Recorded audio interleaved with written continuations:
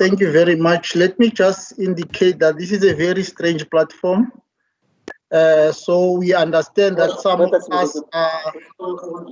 So can we ask that we switch off our mics? Can we ask that? Can we ask that? I have to buy another one. Comrade Salt. Yes. Oh, Honorable Sakile. Yes. Honorable Kanyile, there is a problem, and I was in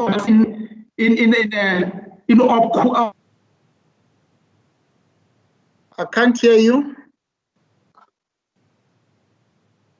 Honorable Papa. Honorable Papa. I can't hear you, Honorable Papa. Simon, can you hear me? Yes, I can hear you, Chair. Or can you hear Honorable Kanyana? His audio seems to be lost now. Oh, okay. I think we should continue as we have said. I was just saying that I know that some of us are new on this platform, and some of us are using a different platform. Our different municipalities are using different platforms. But I want us to agree that if you are not on the platform, please switch off both your mic and your video. But when you're on platform, please put on your video, because this session is also recorded on YouTube. So it's good to talk to a person that you can see rather than talk to somebody you can't see. Let me take this opportunity to welcome you all, and I'm welcoming you to this seminar.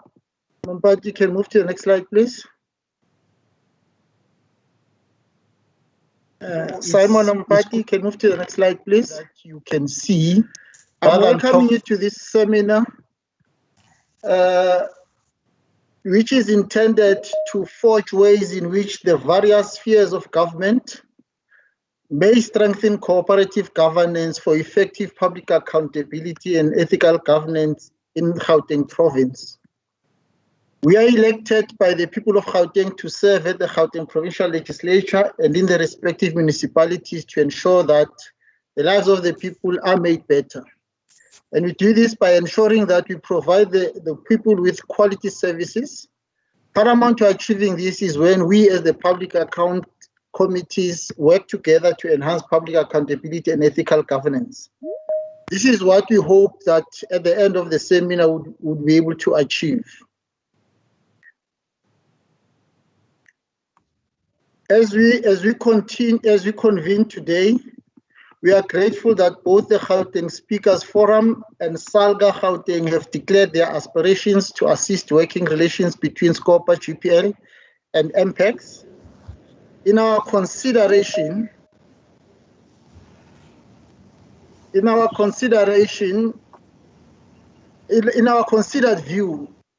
that an understanding of the mandates of selected committees of the legislature on cooperation with local government, on public accountability and on ethical governance will enhance the objectives of the seminar.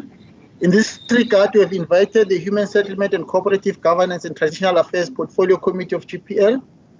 We are confident that the experiences and expectations of the National Association of Municipal Public Accounts Committees, NAMPEC, will contribute immensely in our effort to consolidate the coordinated effort in our province. So I take this opportunity to welcome you all. Like I said, this is a platform that most of us are not used to. I would appreciate if you can move to the next slide, Mongati. So can we ask that you switch off your mics if you are not on the platform. If you are not on the platform, please switch off your mic. Let me start by welcoming members of our public accounts committees.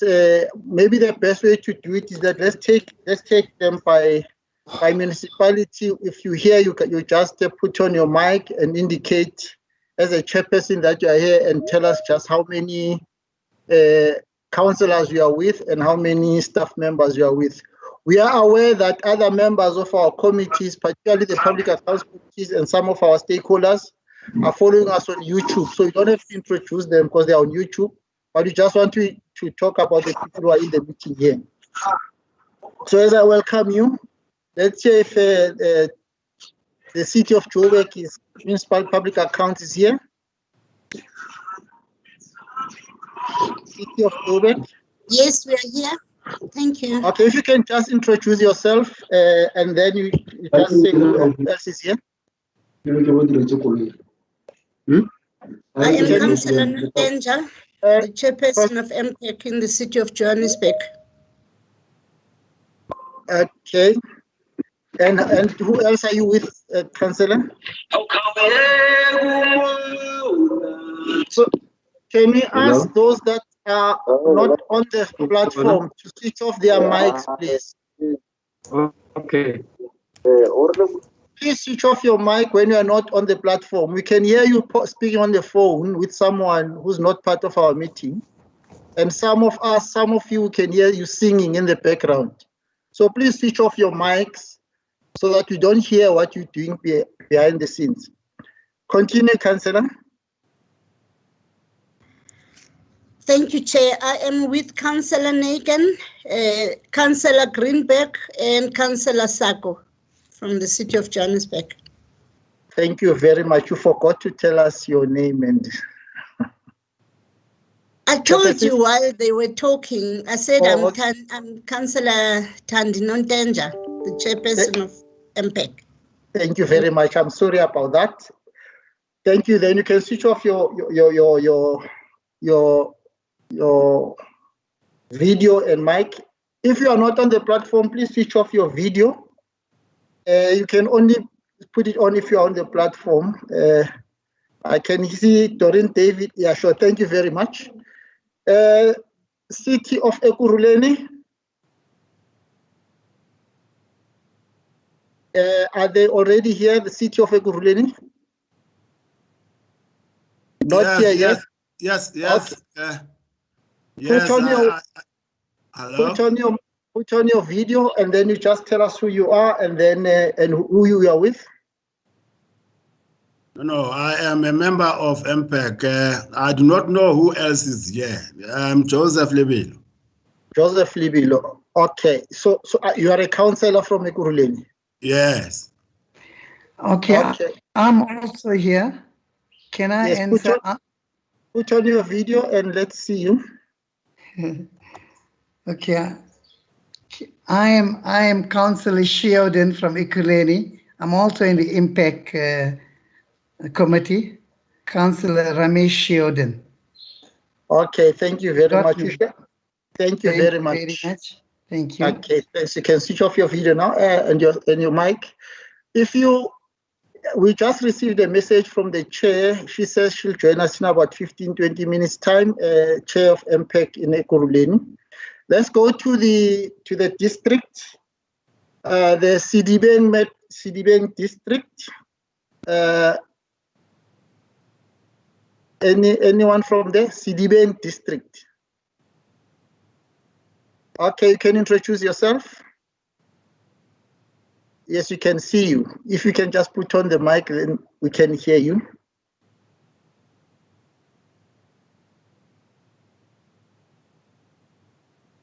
Okay, we can see you. Are you from Councillor Sibongile Makubu? Are you from Sidibeng? Your mic is off. Yes, now it's on. Yes. Yes. I'm Sibongile Makubu from Lesedi Local Municipality. I'm an MPEC coordinator. My chairperson is struggling to be on your screen, but attending. Okay, thank you very much. That's Lesedi. So there are only two of you from Lesedi. Yes. Okay, thank you. Thank you. Lesedi, thank you. Any other municipality in Sidibeng? Mfuleni?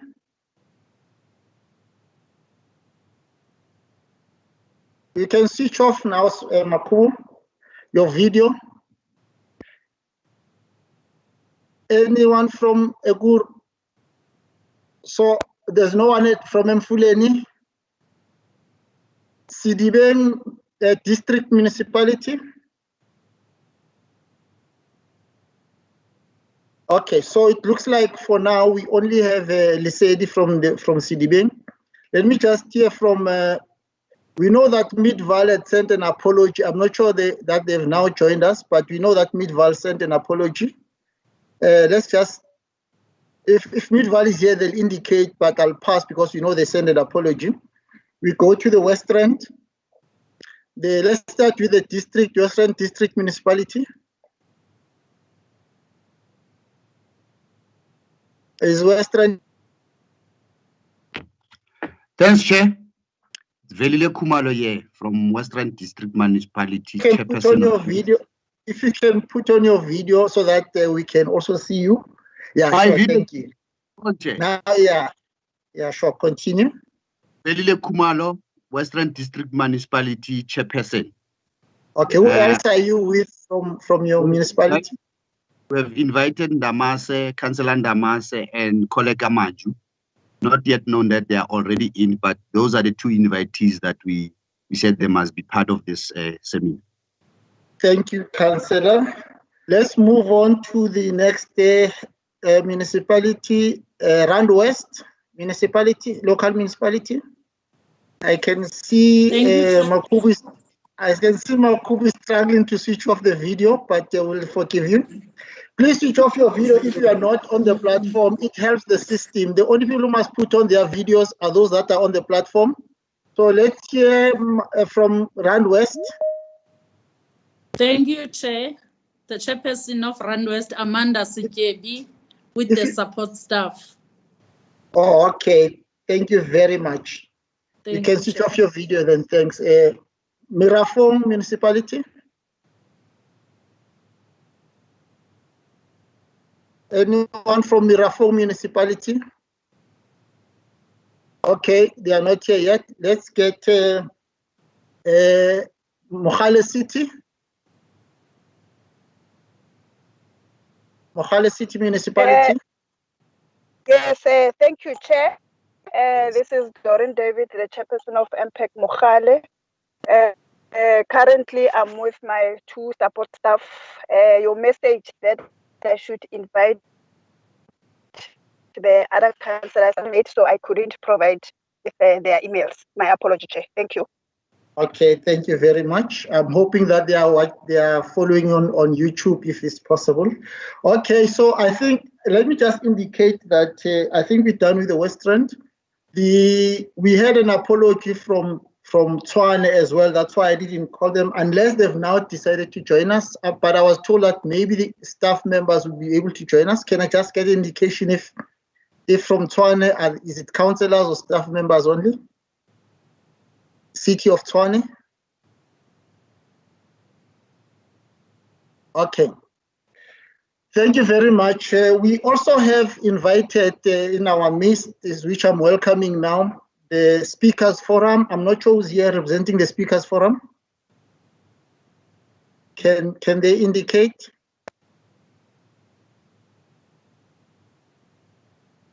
So they haven't joined us yet.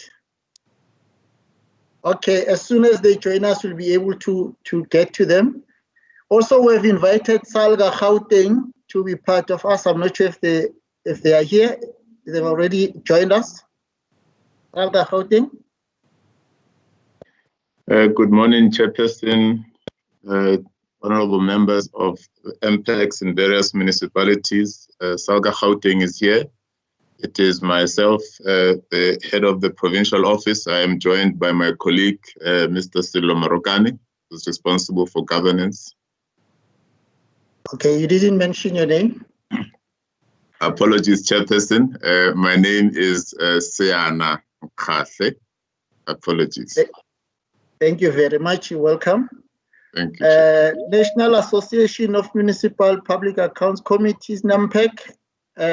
We have also asked them to join us. Are they here already? NAMPEC?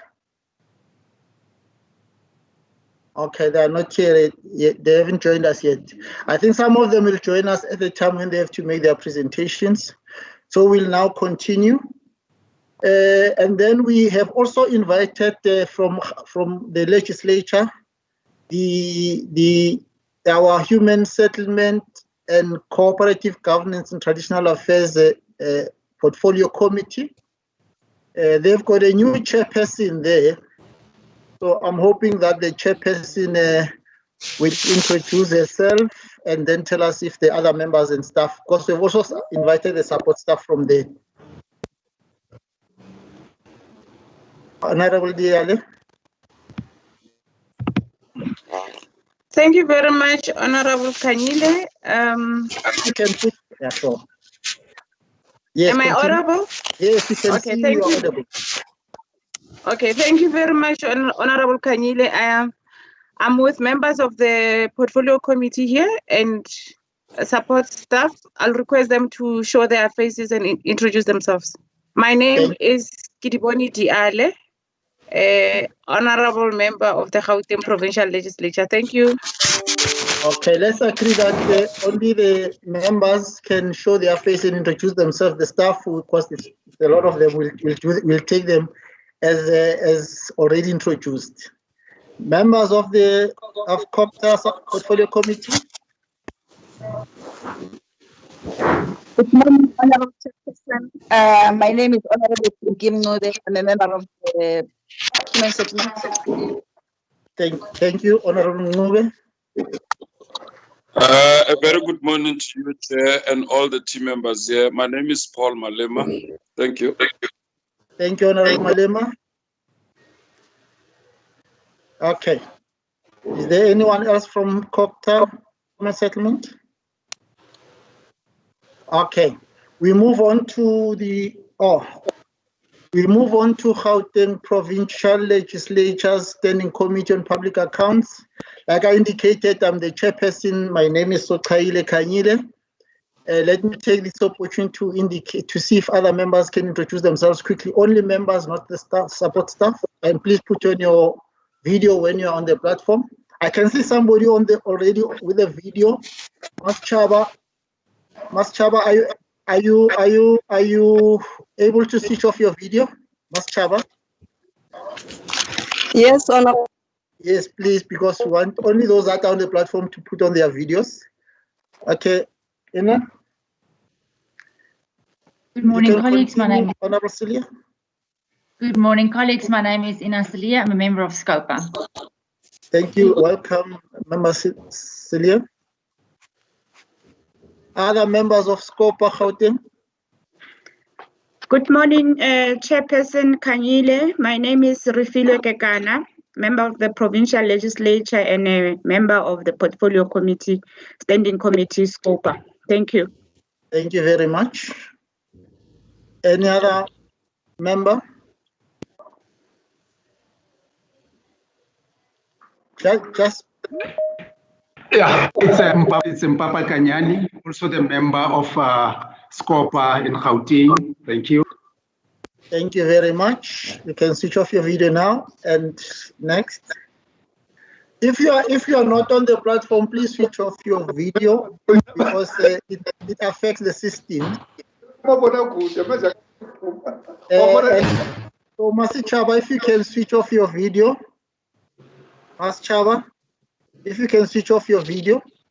And Clarice Makwala, please switch off your video because you are not on the platform. Okay, welcome, Honorable Papa. So, Honorable Shackleton. Morning, Chair. My name is Michael Shackleton, and I'm a member of the SCOPA committee. Thank you. Thank you very much, Honorable Shackleton. Welcome. I can't see any other member of SCOPA, GPL. Okay.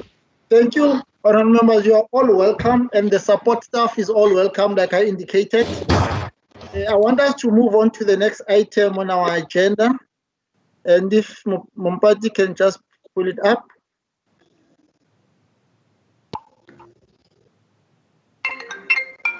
But if you can pull it up, please.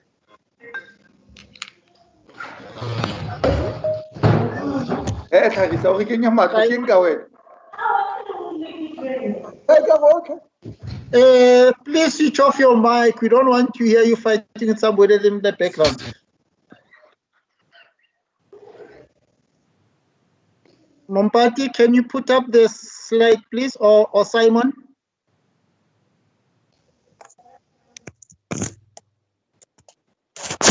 Okay, let's continue. Maybe they'll do it as we continue. So I'm just going to move to the next item, which has to do with the reason why we're here, but just to give you an understanding of what we're doing at the legislature.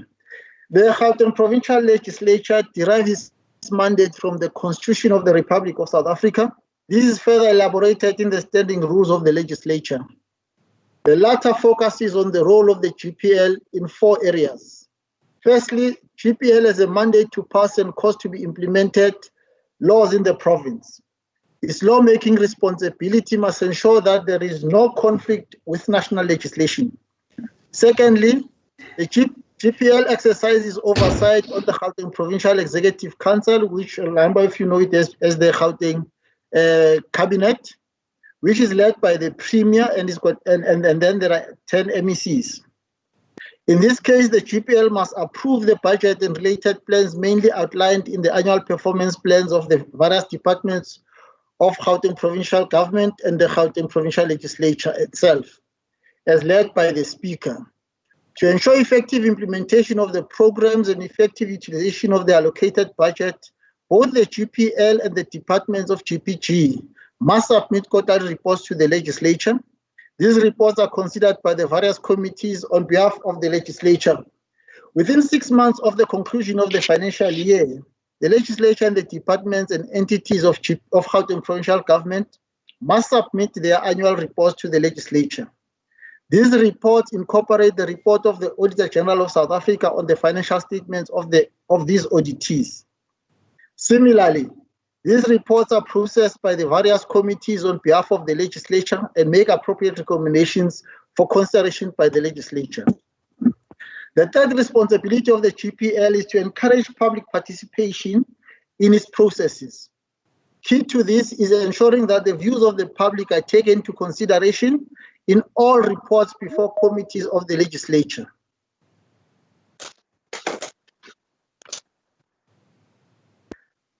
Lastly, but not least, the GPL has to ensure cooperative governance. This mainly is about forging a way to work with both the National Assembly through the National Council of Provinces and also municipalities. Given what we have defined as the mandate of the GPL or Gauteng Provincial Legislature, and all its committees are expected to focus on these same areas as well. In this regard, the SCOPA of GPL is in the process of finalizing its vision for the 6th democratic legislative term, which started last year and is going to go up to 2024. This legislative term focuses on the following.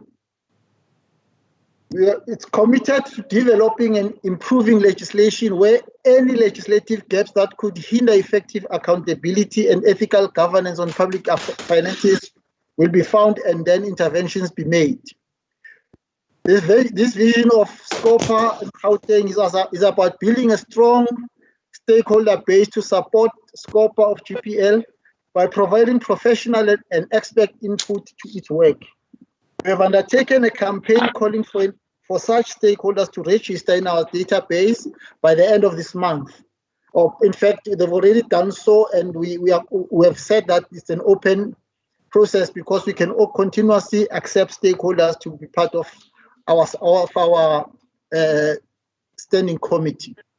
We shall soon be embarking on an outreach campaign to educate ordinary citizens to understand and support the work of the standing committee.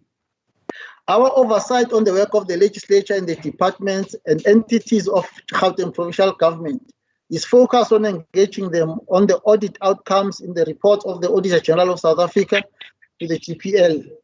We rely heavily on the support which we receive from the Gauteng Office of the Auditor General of South Africa in its responsibility as an enabler of oversight. We are in the process of strengthening what we call our ex-ante interventions. Currently, the focus is on tracking resolutions of the House which are linked to oversight reports of SCOPA. We are of the view that what we will ensure effective oversight of the legislature and the departments and entities of Gauteng provincial government is if we track their work on a quarterly basis.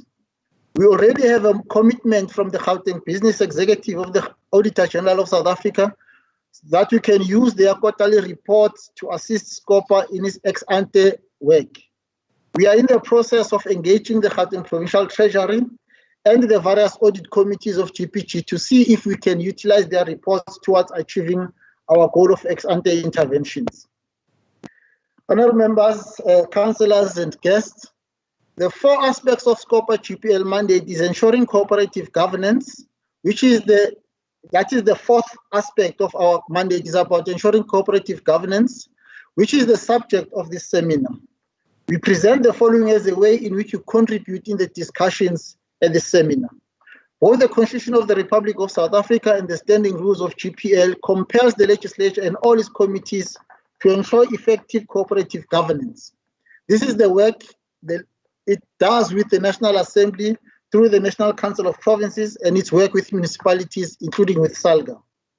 In its deliberation, our SCOPA at the legislature has interpreted this to mean that we must strive for cooperative governance with relevant committees in the other 2 spheres of government. These are the structures like the Standing Committee on Public Accounts of the National Assembly and the Municipal Public Accounts Committees. The selected principles with SCOPA and GPL suggest that our discussion today should really be directed by what is on subsections E to H of the Constitution, which requires all spheres of government and all organs of state within each sphere to respect the constitutional status, institution, powers, and functions of government in other spheres, not assume any power or function except those conferred on them in terms of the Constitution, exercise their powers and perform their functions in a manner that does not encroach on the geographic, functional, and institutional integrity of government in other spheres, and cooperate with one another in mutual trust and good faith by fostering friendly relations, assisting and supporting one another, informing one another of and consulting one another on matters of common interest, coordinating their actions and legislation with one another, adhering to agreed procedures. We must read what we have mentioned thus far with the provisions of Section 154 of the Constitution, which calls for national government and provincial governments by legislative and other means or measures to support and strengthen the capacity of municipalities to manage own affairs, to exercise their powers and to perform their functions. It can be deduced from these provisions that the Constitution encourages cooperation between SCOPA, Gauteng, and MPEX if it is in mutual trust and in good faith. This cooperation must be based on the respecting of the constitutional status, institutions, powers, and functions of government in other spheres. The proposed cooperation between SCOPA, Gauteng, and MPEX is intended to foster relations on matters of public accountability and ethical governance. This will be done through assisting and supporting one another without encroaching on another's geographic, functional, and institutional integrity. SCOPA, Gauteng, envisages a situation where, together with MPEX, we will cooperate to coordinate our actions and legislation with one another to ensure effective public accountability and ethical governance. This envisaged cooperation must not be about one partner assuming the functions of oversight in the jurisdiction of another partner. This is prohibited by legislation. Instead, each partner can support the other one where such is requested and is conducted in due respect of the legislation. It is our understanding that the call for strengthening cooperation as initiated in this seminar is also supported by the Gauteng Speakers Forum. Honourable members, councillors, and guests, SCOPA of Gauteng Provincial Legislature is a member of APEC, which is the Association of Public Accounts Committees. This is a South African coordinating body intended, amongst others, to ensure that a platform is created to share best practices amongst public accounts committees of the National Assembly and the provincial legislatures. The 12th APEC conference resolved that each jurisdiction must facilitate a process to establish provincial structures to coordinate public accounts committees that will be recognized as legitimate APEC members. The focus of this working together must be on ensuring effective cooperation and a coordinated effort towards achieving public accountability and ethical governance. It must also be about sharing best practices. Although we are governed by different legislation, we are governed by PFMA and FAMPLA in the case of SCOPA, and in the case of municipalities, MFMA. SCOPA Gauteng has taken this initiative as directed by APEC and convened this seminar to also deliberate on how this cooperation in Gauteng may be strengthened and to possibly explore the need for a coordinated provincial body of all public accounts committees. That is SCOPA and the MPECs. In doing so, we have to be guided also by the views of SALGA Gauteng on the topic of cooperative governance. Let me take this opportunity on behalf of SCOPA Gauteng to thank all participants who have responded positively to our invitation to attend this seminar.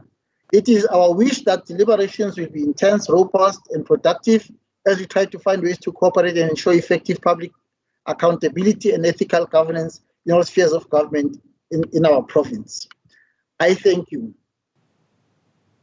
I will then ask that we, having said so, and I know that maybe there are some of you who have views about a number of things, you'll realize according to our agenda that you'll be given an opportunity later when all the presentations have been made to make your remarks or even ask questions if there's a need, but we'll encourage that we focus on making remarks on how we can ensure that we contribute on the topic of the day. I take this opportunity now to, if Mompati can remind me that the next, on our program, we need to get an input from the, is it first the Speakers Forum? Simon, can you just help me? What is our agenda?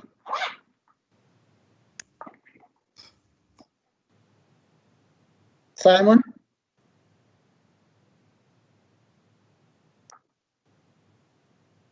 Simon Mompati?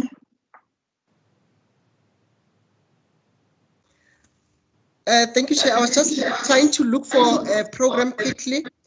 We are expecting the chair of COOPTA to present. Okay. I know Ms. Chaba is finding it difficult to switch off her video, but it's fine, we understand. Let me take this opportunity to welcome Honorable Diale. Honorable Diale is a new chairperson of COOPTA. I think she was appointed only last week. So we are glad that will be one of the first teams that will be addressing. Just before you come in, and I want to raise this with all the speakers as they present, we have allocated time, and we want to ask you if you can please stick to time as agreed. The reason is that because of difficulties we have with connectivity, some of us are finding it difficult to stay for a long time. So if you can stick to the time that you've allocated, you'll appreciate it. Honorable Diale. Thank you very much, Honorable Kanyile. I'm unable to open my program. How long have you allocated me? I think we have allocated you about 10 minutes. Okay, I think I'll be done, and thank you very much for the opportunity. Ke simolole ka go dumedisa botlhe ba ba leng teng in this program. I would just say all protocol observed, Chair. I've missed out on other people introducing themselves. And I hope that what I'm going to present here is relevant to the topic as presented to ourselves as COOPTA.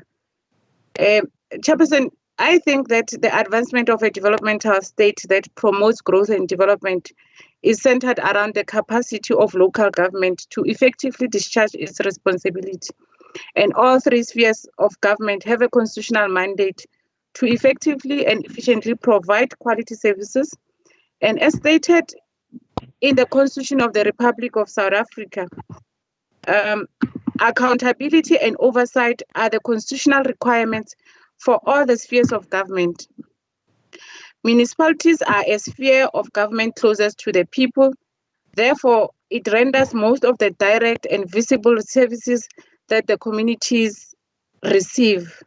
It is on this basis that more resources are directed towards this sphere of government to ensure adequate provision of quality services. Additionally, it is important that all the three spheres of government are accountable for their expenditure during the service provision processes. As a legislature committee, we have a responsibility to ensure effective oversight and accountability as we give support to municipalities. And as we are gathered here under the theme Corporate Governance for Effective Public Accountability and Ethical Governance, just a few weeks before the pronouncement of the Auditor General's Municipal Audit Report, we should ask ourselves as public representatives difficult questions on how do we build strong, ethical, and accountable public institutions.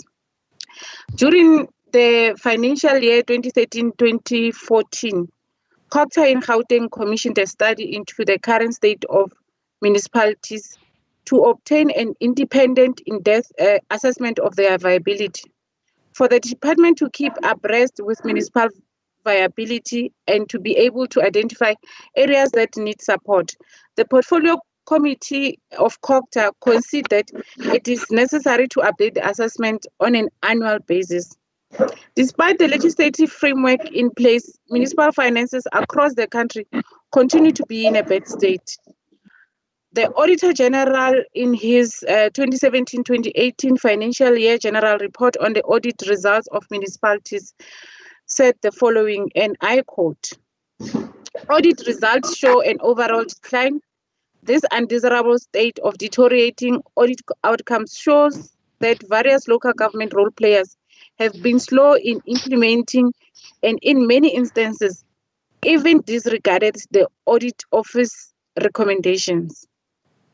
We know that there has been a decline on clean audits in municipalities, and I think in the last financial year, as Gauteng municipalities, we were second to Western Cape, and I think it's a position that we need to correct and claim our number one.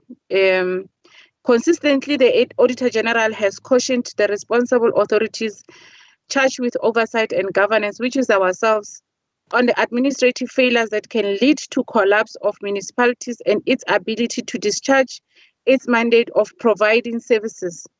As a result, the accountability for financial and performance management continues to worsen in municipalities.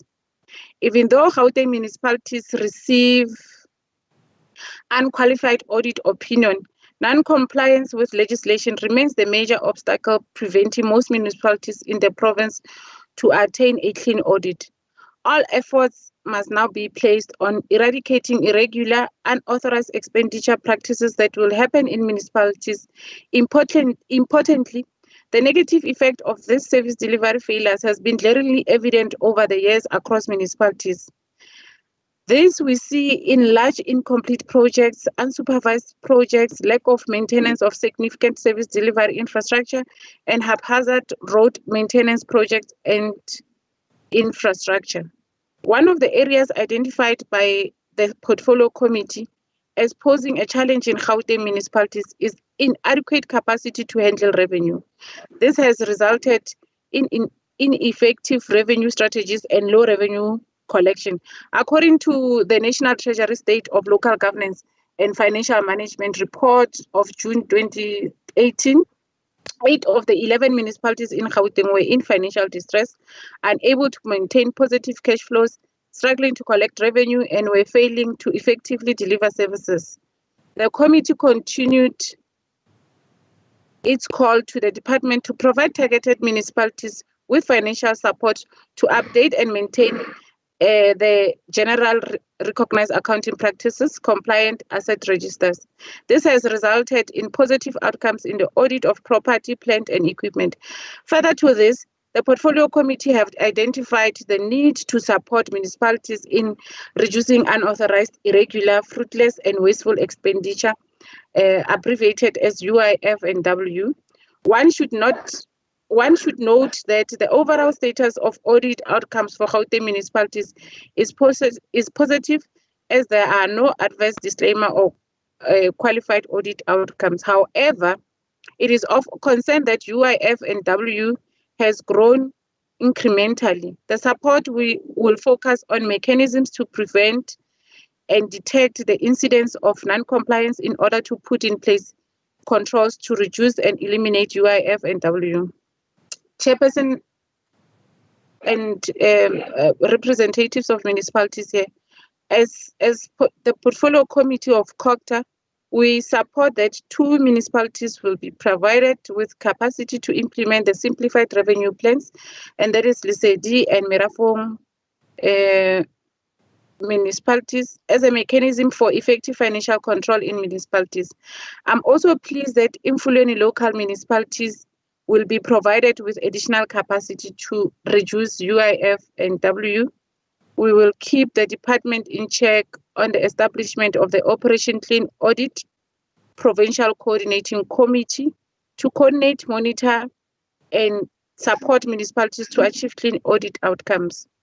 The department will continue this in the next financial year, as there's great value that can be added due to the increase in the number of audit findings in the areas of governance and of compliance with Municipal Finance and Management Act and SC Supply Chain Management regulations. The department needs to strengthen support to municipalities in this area in order to assist them to achieve clean audits. The debt management committee that was established should continue to assist municipalities through that provincial coordinating committee. 3 municipalities will be supported through deployment of revenue experts to develop an integrated revenue enhancement and data management strategy. And these are Lesedi, Mfuleni, and Merafong local municipalities. Our department also plans to have quarterly engagement with municipalities to discuss progress and identify areas of challenge and give support. There's a need to address poor financial and business planning, particularly risk management and internal control, to ensure efficient budget allocation, which results in municipalities facing financial instability. As is the case in Merafong, budget allocated to ESCOM, rainwater, and other service providers are usually used to meet other needs first before payment is made to bulk suppliers. This has devastating effects on the finance of the municipality, as foregoing payment results in actual, which further increases debt services and debt. What happened? Sorry, Chair. Yeah, okay, I know. In a minute's time, you'll be done, I know. Yes, Chairperson. And I think, Chair, I'm sorry about that. My device just died on me. So as a committee, we continue to call on the department to provide targeted municipalities with financial support to update and maintain the GRAP.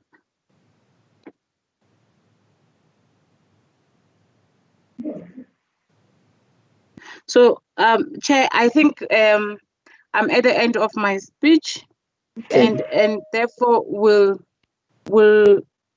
as a portfolio committee, we will continue where our predecessors have left it and give support to municipalities and in ensuring effective oversight. Thank you very much, Chair. Thank you very much, Chairperson Diale, for that. Just to indicate that I'm glad to raise some of the things that have to do with the Auditor General, because we had invited the Auditor General in the previous session, which we cancelled because of the declaration of the national state of disaster. But we then agreed that we'll invite the Auditor General after, because we knew that they were going to be presenting their report, their final report of the audit of municipalities sometime this month or early next month. So we'll take it from there. Thank you very much. I'm hoping that the participants are taking the notes, councillors and other delegates, so that later when we have discussions, they can make contributions. We now move on to, according to our program, we then have to move on to the next input, which is supposed to come from SALGA. We've asked them to talk to us about an assessment of local government financial management and accountability and aspects for cooperative governance and public accountability. Over to SALGA representative.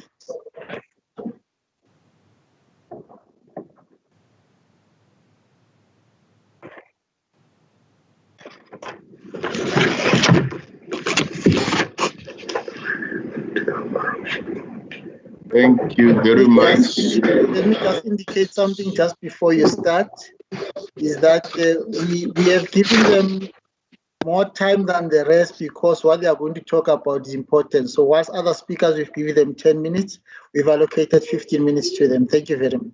To SALGA, thank you very much.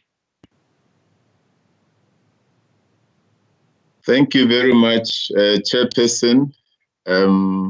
Indeed, once again, good morning to you, to the honorable leaders in the House, and all participants that are linked either here or through other digital platforms, including YouTube.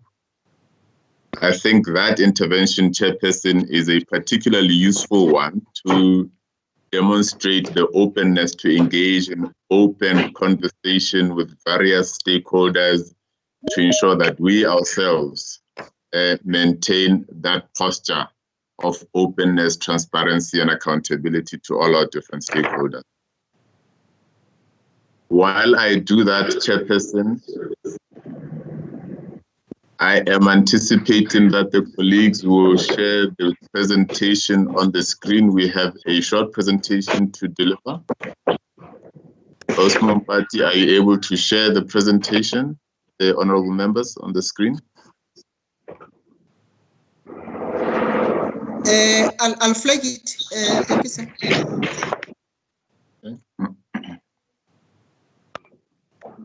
Chairperson, I am noting that the time, while it is slightly longer than other members, the presentation is slightly lengthier than what would have been in the 15 minutes. I will not go through each and every slide, particularly because the presentation that has been shared by the chairperson of the Portfolio Committee has done most of the work for us. I think we would like to welcome that in the context that it has provided a detailed analysis of what is happening in various municipalities. Let me just interrupt you a little bit. Can you ask those that are not on the platform to switch off their mics because you don't hear discussions in the background, please? And it's this interrupting the speaker, so you can't hear the speaker. So thank you very much. Okay. Thank you, Chair. So I'll go straight into it. If we could go to the next slide, I think the chairperson has already introduced the subject, the prospects for cooperative governance and public accountability. If you could keep the presentation on the screen, but go to the next slide.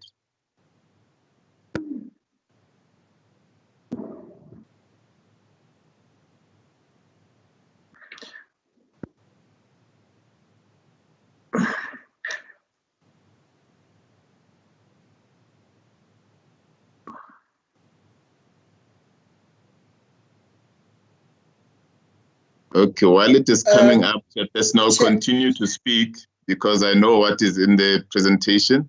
And then as soon as it comes up, I will revert back to it. Chair, I would perhaps maintain a cross-cutting narrative that focuses on oversight and accountability. I will make reference to audits and audit outcomes as a measure, although it is not the only measure of accountability. And then I will also make references to a commitment to managing out corruption and other maladministration practices. Chairperson,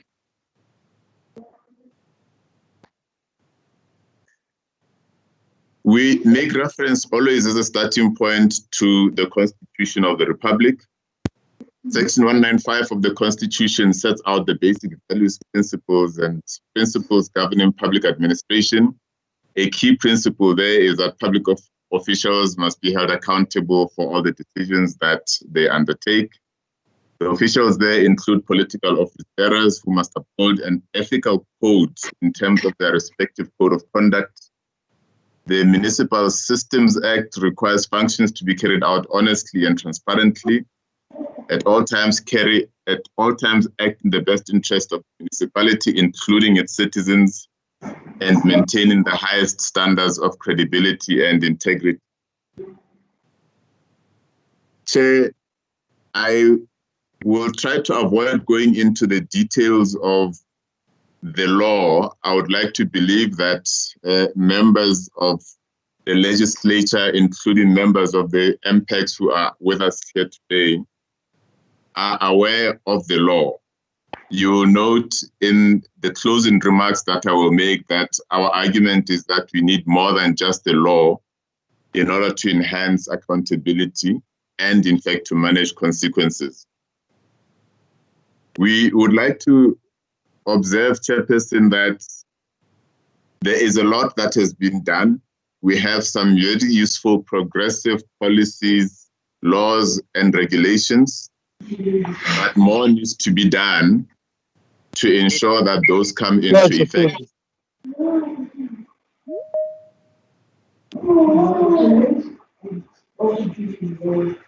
I would like to make a passing reference to what the chairperson of the Portfolio Committee indicated, that we need to continue to build more awareness on the managing out of UIF and W. I forget the referencing of that. Wasteful, irregular. Unauthorized, irregular, Yes. fruitless, and wasteful expenditure, yes. Yes, yes. Yes, that reference, Chairperson. We also note that all the provincial financial misconduct champions need to ensure that continuous awareness is raised on financial misconduct regulations, which should be read in conjunction with the MFMA circular issued by Treasury. We need to continue to work with COCTA, as the chairperson has already outlined, a program of action together with the provincial treasury to provide more hands-on support to assist municipalities with the implementation of the regulations and provide guidance to municipalities on how to address this unauthorized, irregular, fruitless, and wasteful expenditure. Chair, I got it right this time around. Yeah. The provincial treasury needs to maintain databases and therefore be able to share the information in that database relating to the implementation of these regulations, as well as databases that enable us as oversight role players, as well as the municipalities themselves, to then be able to identify and red flag malpractices as and when they arise. Maybe if I pause a little bit on this one, Chairperson, that in many instances we get reports, especially through audits, after the fact. So at the end of the year, in fact, in many instances, a year later after the end of the financial year, when the Auditor General reports back to say there have been problems here, there, and there. If there is an effective sharing of those databases, municipalities can then be able to identify those red flags earlier in the course of doing their work, and by extension then be able to manage them out. I see the presentation is now on the screen. Perhaps can we move forward a couple of slides because I've moved a few slides down, Chairperson. Again, we can move.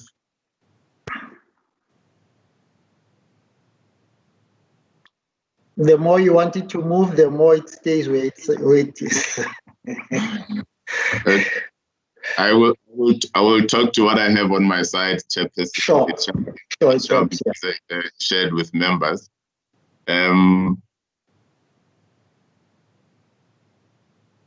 What we would like to highlight again, Chairperson, is that we have found that municipalities are easy targets to criminals both inside and outside of the municipality, who then enter and make municipalities and force them into certain malpractices, because in many instances, those oversight mechanisms are weak. In many instances, not weak because there is lack of skill or lack of commitment, but because of some details such as what I have just made, in that the sharing of information and the reporting mechanisms, Chairperson, between the administration, the political leadership, and by extension, the oversight mechanism. Within those, Chairperson, we highlight 3 particular areas of oversight. I will also make reference to those in the closing remarks. The municipal administration and management, of which the municipal manager is the accounting official, the council and its subcommittees, particularly the MPEC. I'm glad that we're having the conversation now with MPECs, audit committees, and at an administrative level, the internal audit functions. If we have those, Chairperson, operating in sync and taking each other into confidence and holding each other accountable, I think we will go a long way in managing out the challenges that we are identifying now. I must hasten to also argue, Chairperson, and I think the point was made by the Chairperson of the Portfolio Committee, that Gauteng has made quite a bit of progress in terms of the audit outcomes that have been reported in the 2017-18 financial year, as has been reported, but also the draft reports that we are seeing now for the year 2018-2019. We remain with unqualified audits almost across the board. Yes, there are certain challenges, including in 2 municipalities, of which we know there's in the public domain, City of Tshwane and Mfuleni, where the audit has not been concluded. But in most other areas, there are unqualified audits. However, as has already been indicated, compliance and adherence to policy and regulatory mechanisms remains a problem. Those oversight mechanisms should then enable us to hold and manage out even those few instances what has been reported. As SALGA, in 2013, in the effort to work with the various stakeholders, including COCTA, National Treasury, and the legislatures at the national and local and provincial levels, we launched an accountability and consequences framework. And within that, we have embedded processes and tools that enable the oversight structures to lead the fight against corruption and maladministration. We are glad to note, Chairperson, that many municipalities across the province, and in fact, leading the tech across the country, are starting to implement those. The progress remains slow, Chairperson, in terms of the execution of those public structures which link to the consequence and accountability framework as indicated in that which launched in 2013 already. We continue to work with various municipalities to put those in place. I am a bit disrupted, Chairperson, that the slides are moving around. I was not looking at them. Can I just rebase to, if I could just pause there just for a little while, Chairperson? Okay. Can you go to slide 13, House Mumpati? Maybe I start at that point. Thank you, sir. I'm on slide 13 now. Thank you.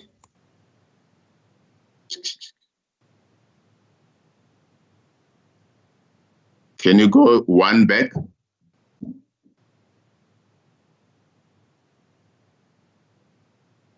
One back.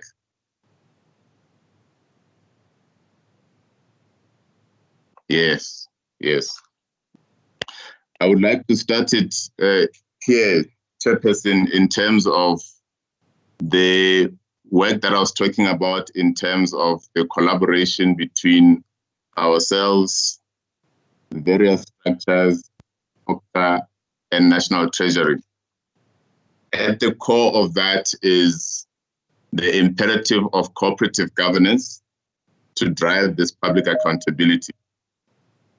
Within that, we focus our messaging on the relationship between the various structures, that means the administration, management, the executive, the council, and ultimately to the communities. All of those are informed by policy directions on the one hand, and the implementation of those policy directions across those different structures. Can you move to the next slide?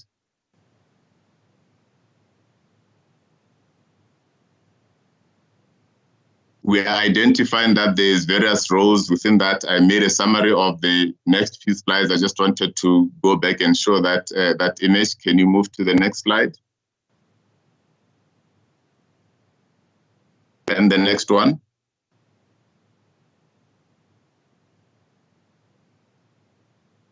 This, Chairperson, is what I was making reference to in terms of the launch of the consequences and accountability framework and imploring local authorities through their mayors to lead the fight against corruption and maladministration.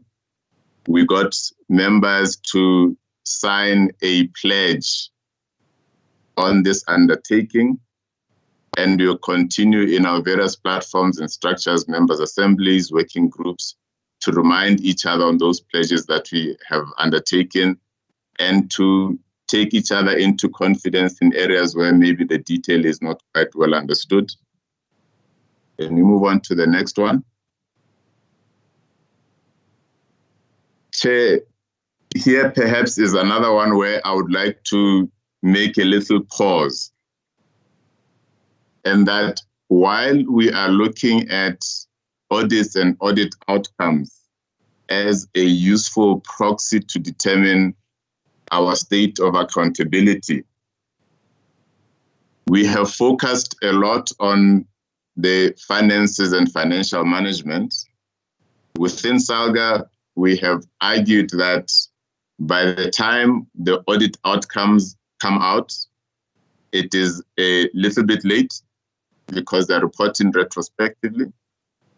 And for that matter, what happens in the reporting on the finances is just one element of a value chain that needs to be addressed across the board. So in many instances, even if there is clear reporting on each and every cent and where it has gone to, the fact that where that those cents go to would be unauthorized, would be managed irregularly, could be wasteful. Even if you are able to say, here it is, we still need to manage all of those which you've made reference to earlier between myself and the chairperson of the portfolio committee. We have then proposed and have started implementing a four-pillared approach to managing that value chain. Of course, the second pillar there, which we are placing second, it relates to the common cause that you're all aware of, is the financial management. But the first pillar there, Chair, is building the institutional capacity. And that institutional capacity makes reference to those various areas that I made reference to earlier, which is the different structures within the municipality, and in particular, the MPAC, the audit committee, internal audit unit. And then ensuring that they are manned by capable individuals who can then be able to ask the right questions and hold each other to account in responding to each of those questions. The third pillar, Chairperson, is leadership.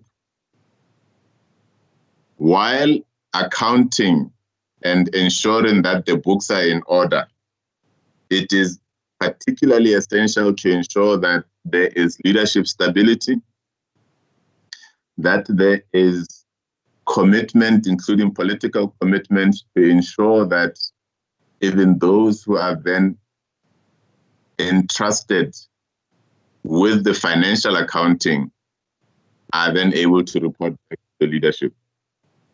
And then lastly, putting in place appropriate governance processes, policies, structures, and systems to then be able to assist in the decision-making processes. Can we go to the next slide, please? This, Chairperson, is, I think, almost the last slide. That this information is relatively dated, but the point that you are making there is that there seems to be a general progress in the establishment of these structures. Our argument, Chairperson, has been that it is good to have the policy framework, which I started off with. It is good to have the structures in place. It is good to have the regulations in place. But the functionality of them, the ability of those structures to be able to highlight and point at where there is malpractices, I think that is the most critical element. Can we move on to the next one? And perhaps that then becomes my concluding part. And Chairperson, I will also pause on this one a little bit, if anything, because it is indeed the last slide. We're saying that we have a set of good and progressive policies and systems, Chair. A big challenge that we remain with is the people factor. Now, if we have a good group of people, we should be able to manage out the major challenges that we have. As old philosophers have been saying since time immemorial, is that good people do not need even those laws to tell them how to act responsibly. While the bad people will always find a way around all those progressive policies, structures, and systems that we have in place. So, Chair, I have reported and I've indicated that in Gauteng, we have a whole lot of those in control. But we know that the people factor remains an Achilles heel on our part. We further then go on to argue that accountability ensures that we remain responsible to those that have put us there to execute certain areas of responsibilities entrusted on us. We remind ourselves, Chairperson, that it is easy to dodge those responsibilities that we are given. But also note that it is not always going to be possible to dodge the consequences of dodging those responsibilities, sorry. It is in that context that we launched that consequences and accountability framework, that we ensure that people are accountable. Where they are not accountable, we need to execute those consequences. And we are not saying in all instances, Chairperson, that whenever there is a malpractice that everybody must lose a job. The consequences vary in scale depending on the intensity of the misdemeanor. But as long as they are open and everybody is aware of them and we execute them with utmost precision, then we should be on the road to good progress. And then, of course, we end with an indication to ourselves that accountability is the measure of the depth of our leadership and how well we will perform as a collective leaders. I would like to leave it on that note, Chairperson. We can take questions in terms of the details and the specifics, but I would really like for us to take away as take-home messages these last few statements that we have on this screen. The laws, the structures, the processes, Chair, that we have, unless they are executed by people of integrity, people that have the right moral and ethical standing, we shall continue to struggle with accountability and ethical leadership. I think. Okay, thank you very much for that. As indicated, we'll have discussions later because the intention is that based on all the presentations that are going to be made, we want to be sure that there's coordination and agreement on how we're going to be able to move forward. Thank you very much for that. We will then come back to discussions on that. Let me take this opportunity now to move on to the Gauteng Speakers Forum, who have asked to talk to us about the importance. Somebody still has the mic on. Who have asked to speak to us about the importance of coordination of public accountability in Gauteng and the possible support by the Gauteng Speakers Forum.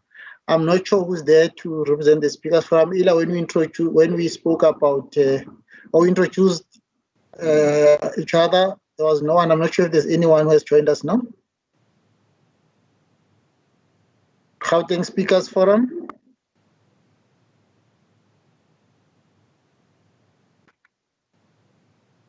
Mpati and Simon, does that mean you don't have anyone? Yes. Chair, Mr. Humbulani Ramba was supposed to represent the speaker. He sent his presentation. Earlier on, he said he's struggling to connect. I think it might be the network problem that he cannot present. But he sent us a presentation.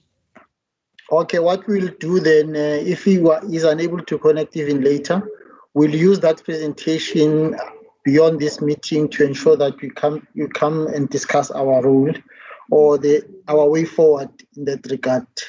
Thank you very much. We will also send that presentation to all the participants. Let's then move on to NAMPEC. We would ask them to speak to us about building a coordinated effort for effective municipal public accountability. We thought that they'll be able to also share the national perspective because they are coordinating Municipal Public Accounts Committee at the national level. I'm not sure if they've joined us because earlier there was no one. A representative from NAMPEC.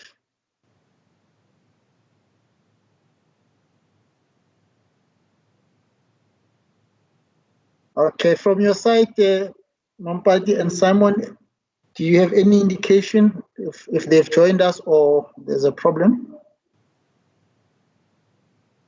Chair, I think there might be a problem because we don't have Mr. Moa, who was supposed to represent NAMPAC. We've not admitted him. He might be having network challenges as well. Because NAMPAC confirmed that they'll be attending today. It might be some network challenges. Like Gauteng Speakers Forum, did they send you any input?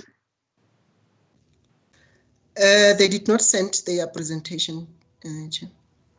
Okay, we'll engage with them later then about that. Thank you very much. Okay, according to our program, those were the inputs we're supposed to receive.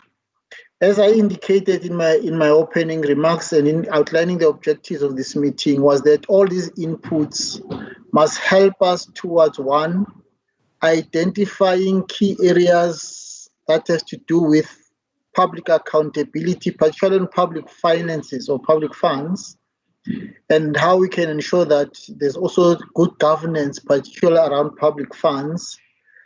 as the scope of Gauteng and also as the impact. So that's the first thing. So it's what are the key issues that we need to focus on. The second intention is that we want to have a clear program on how we can ensure that there's coordination amongst ourselves.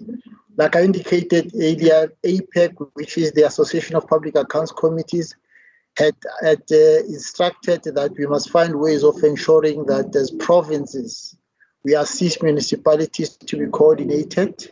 We know that the NAMPEC had also asked, NAMPEC had asked APEC, those are, you see, NAMPEC and APEC.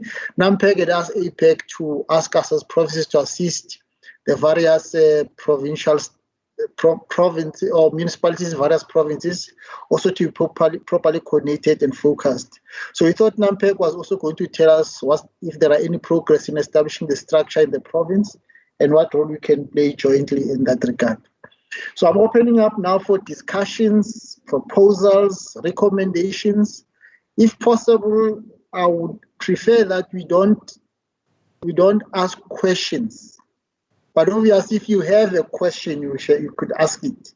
What is more important for us is what do you think we should do? What are the areas of cooperation we must focus on? Based on the inputs given, what are the areas that you think that you must be able to work with? I can assure you already that we will also have some further discussion with COCTA Gauteng, COCTA Portfolio Committee, sorry, because there are a lot of things that they've said which I think we must also work together with them. As it comes to coordinating issues that have to do with municipalities at that level. So I'm looking at hands. I'm going to take hands. I know that maybe some of you might not know how to raise hands. If I didn't note you and you want to speak, please indicate as such. For now, I see one hand from, I think it's Jenny Nagan. And then there's Joseph Lebelo. Let's start with the first hand, which is Jenny Nagan. If you can just introduce yourself also. Let's try and maybe not be longer than 3 minutes. And I'm saying longer than 3 minutes, but I know that is a difficult thing. If you exceed 3 minutes, it's fine, but please try and stick to 3 minutes. Over to you.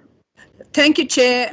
My name is Jeannie Nagan, and I'm from the city of Joburg, working in the committee.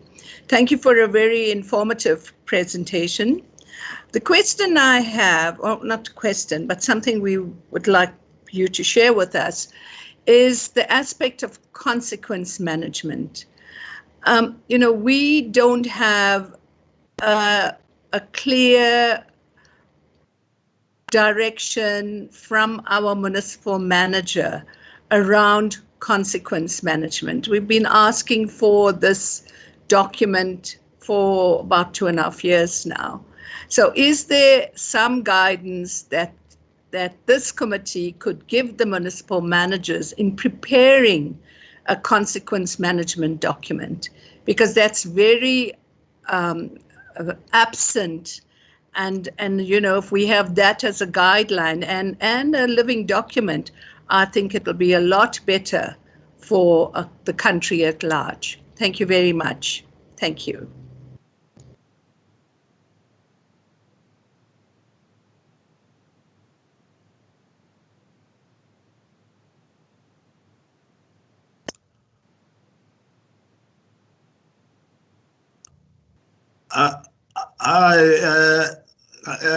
Chairperson Socks, you are muted there on your side.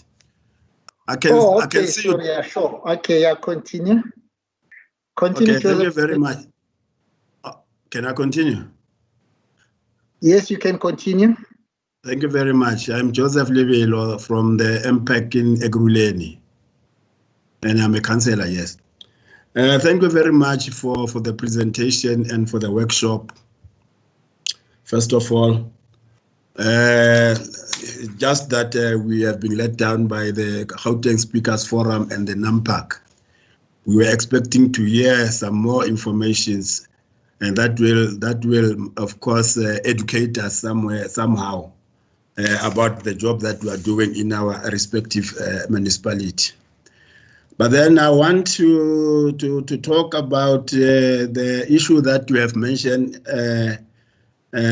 several times, including SALGA, the issue of capacity. And then there's inadequate capacity there. Even the COCTA has mentioned capacity, SALGA capacity, and we're mentioning capacity.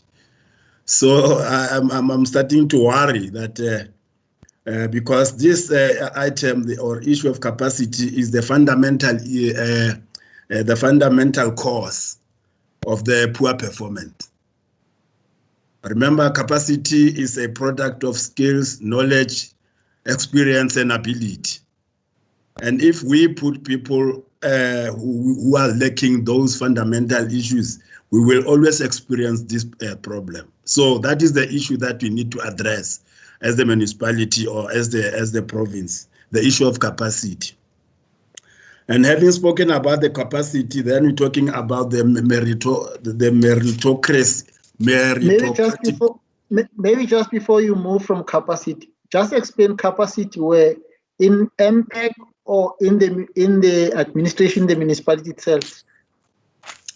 I'm talking about the capacity as mentioned by you in the municipalities and in the MPEC too, general capacity in the municipalities and in MPEC. And having touched on that, we had only one workshop. It is our 5th year.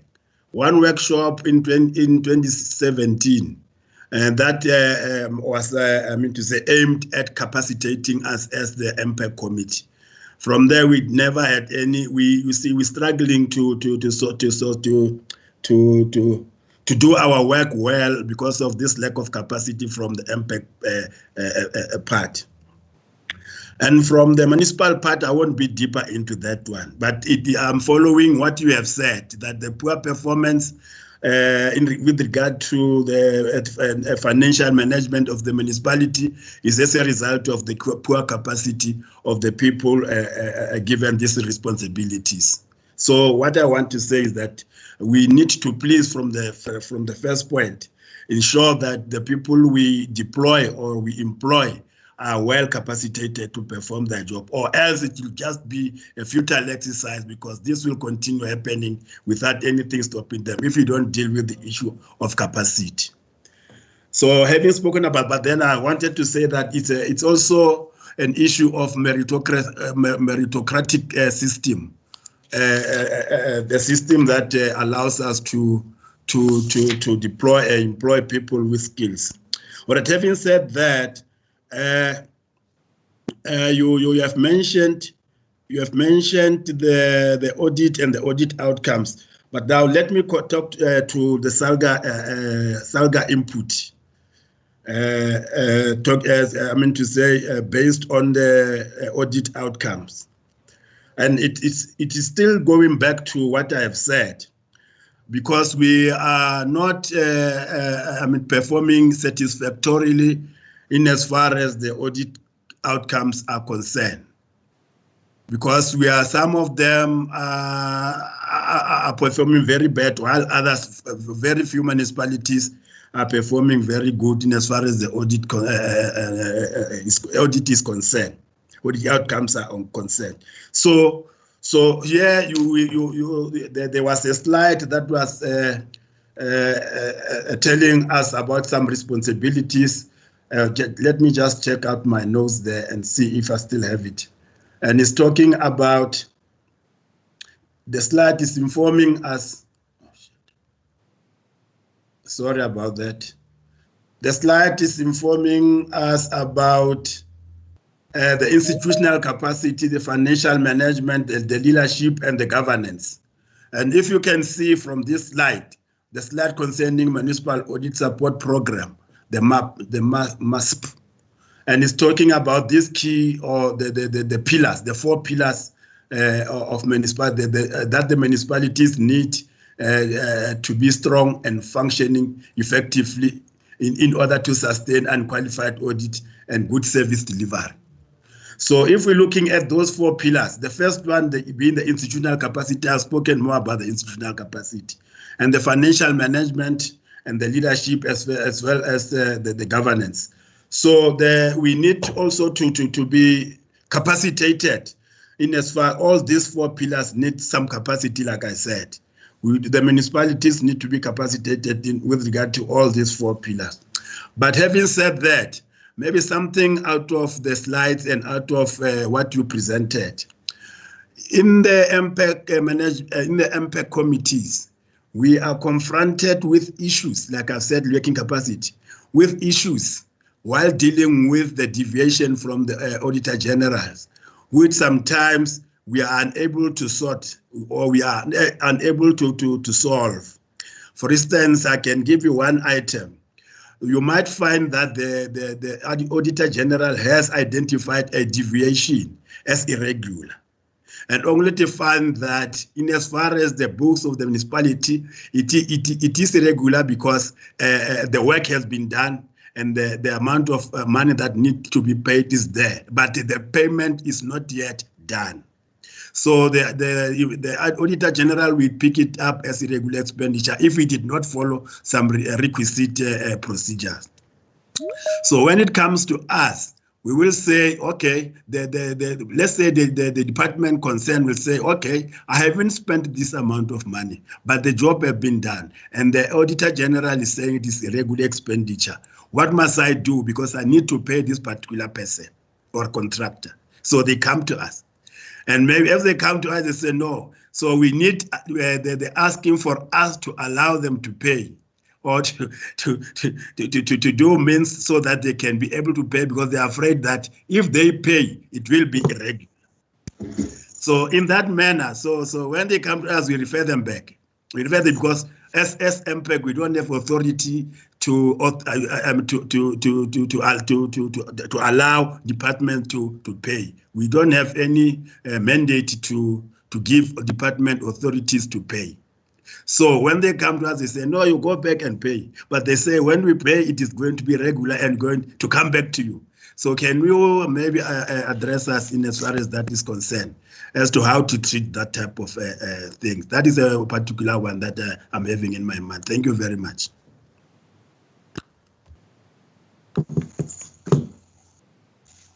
Thank you very much, Councillor Lebelo. The next one is, I think it's called VELIC 8693. I don't know, is it Councillor Lebelo, if you can put your hand down now so that I can be able to track people who have spoken already. Thanks, Chair. Can I also raise my hand? Thank you, Chairperson. Yeah, you raise it, I can see it from here. I'm noting the hand that I'm seeing from here. Okay, my gadget does not have a hand. Okay, now you'll speak after Honorable Kanyana. Thank you. Sure. Continue. Is that me? Yes, continue. There's VELIC 8693. Yes, Chair. I think Uvelile Kumalo, the chairperson of district in the West Rand, I also want to appreciate the presentation being made by Cooperative and SALGA. I think it's important that we need to highlight all the issues that have been raised. I'm becoming a member of MPEC in 2016. Then in 2017, we went to Bloemfontein. I can tell you, Chair, same principle or same stories were told to us. That what needs to be done.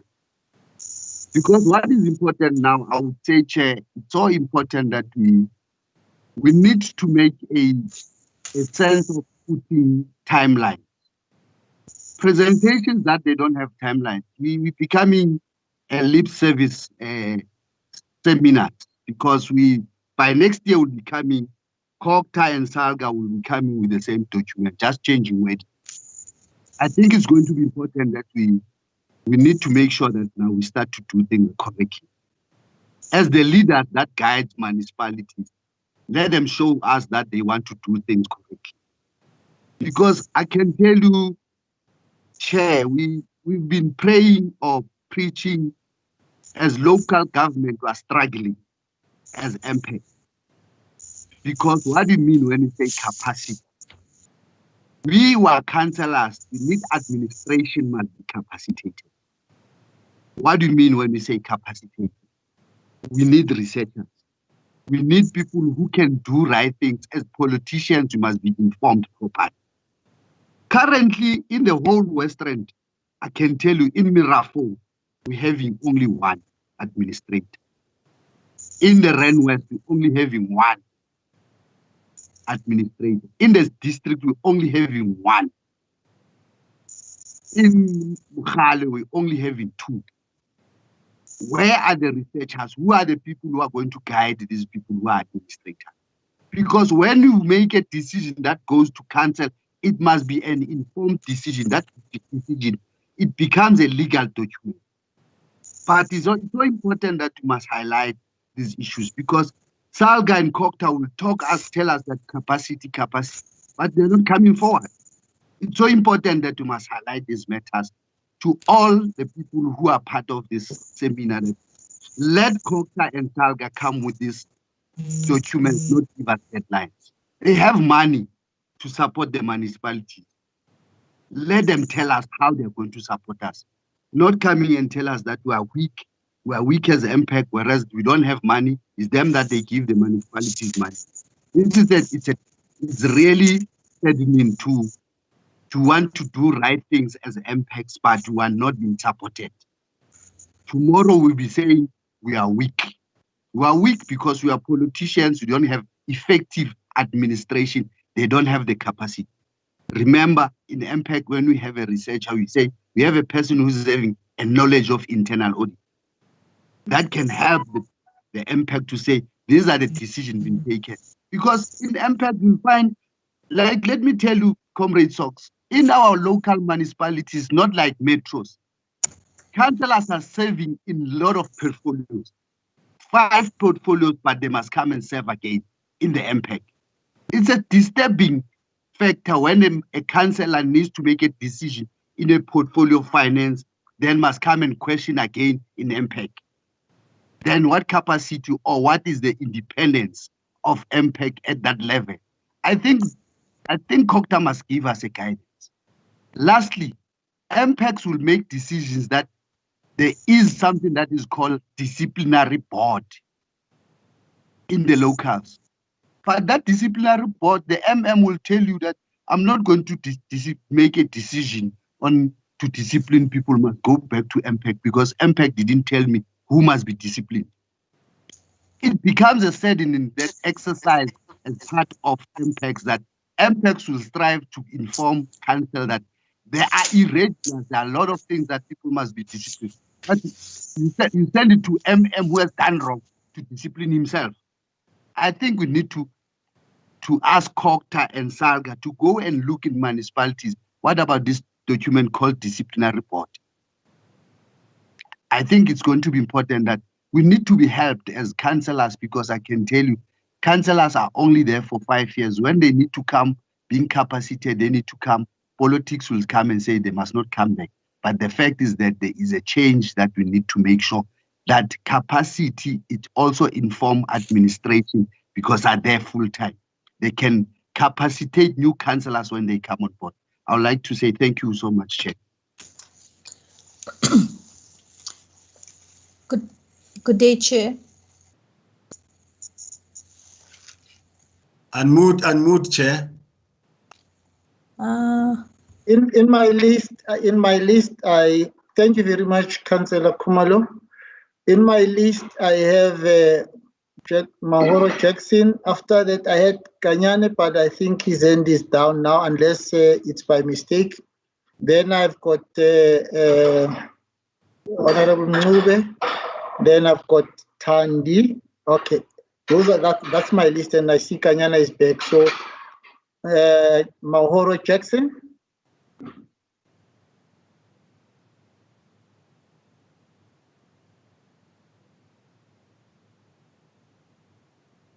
Thank you, Chair Kanyile. I've got just two issues. The third one has been covered extensively by my colleagues there, the question of capacity. And I don't want to go deeper into it because it's something that we need to look at, particularly on your side. that with COPTA that we need to be capacitated. But there is one thing that is always worrying me. This question of identification of red flags. On a side of MPEC, we tend to be reacting, because it's like we are waiting for things to happen, then because our reporting is retrospectively, because we react on issues that have already occurred. We cannot proactive in preventing those particular issues before they could actually happen. In most cases, we find them from the AG report, and therefore we need to react on that one. If we can have a mechanism to prevent those things before they could actually happen, because this question of reaction, it's actually costly to us. The second one is the inter-government collaboration.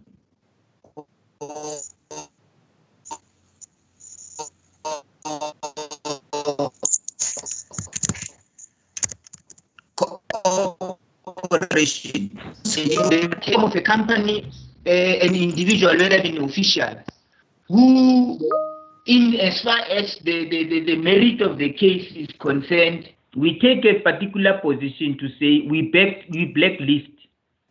But when we blacklist, you find that it's being blacklisted only in Ekurhuleni, for example. I'm coming from Ekurhuleni, MPEC. It's blacklisted from Ekurhuleni, but the very same official can also, or the company can also perform duties outside Ekurhuleni, but same within the government. So it defeats the purpose of making sure that our consequence management become effective, and we make sure that we deal precisely or decisively on these transgressors so that they cannot continue to perpetuate whatever they're doing.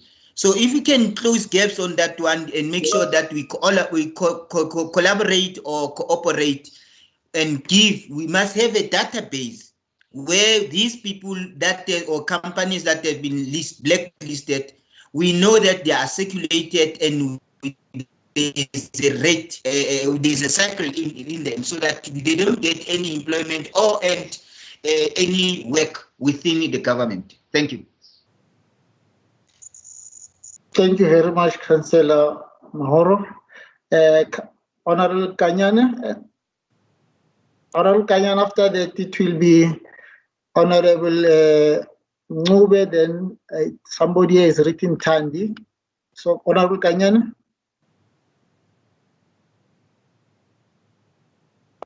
No, thanks, Honorable Kanyile.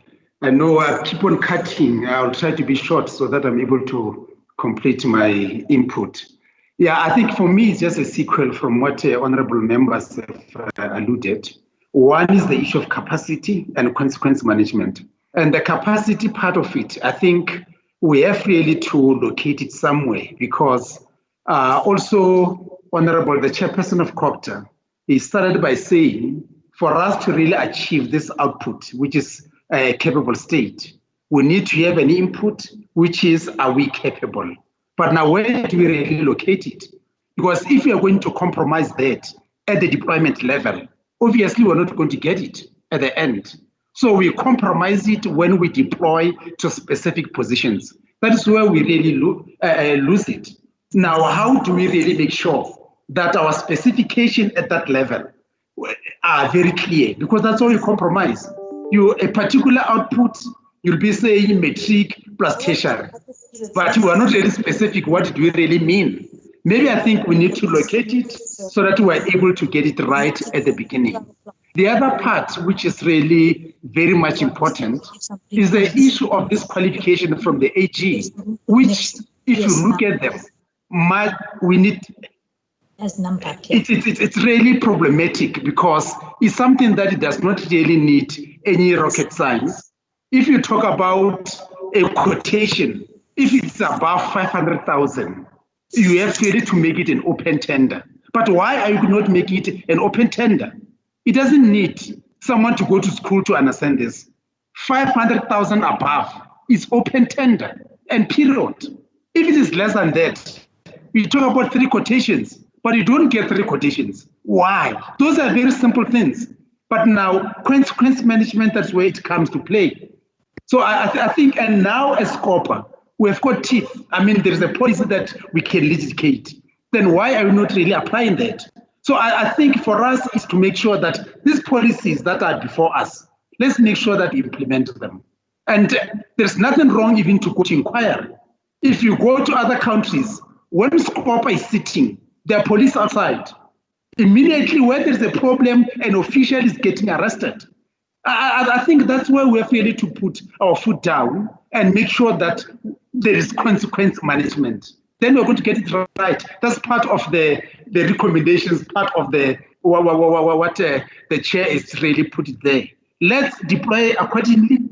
Let's make sure that we apply what we have at our disposal without really dilly-dallying and turning a blind eye to other things. For me, I think if we are really honest to this, because it goes with ethics, we'll really make sure that we really move forward. And thanks, Chair. Okay, thank you. Honorable Mube and Tandi, can I just plead with you? I'm told now that NAMPEC is ready to make the presentation, not going to be long. I think it's also going to address some of the things that have been raised and some that we're still going to raise. So I want to appeal that we give them the chance to present now. Then after that, it's going to be Honorable Mube, then it's Tandi, and then we'll take hands like that. If Jackson Mohoro, Councillor Mahoro, can you put your hand down? But Tandi, don't put your hand down because I'll forget it. Can we have the representative from NAMPEC?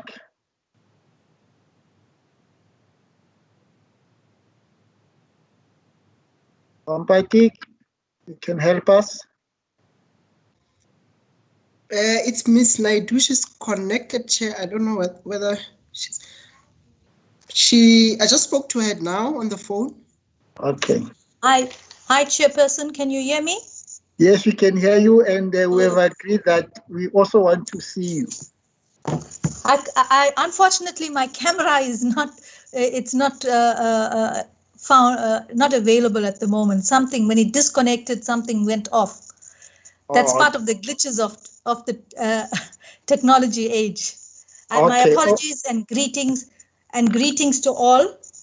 As NAMPEC, if we talk about building a coordinated effort for effective municipal public accountability.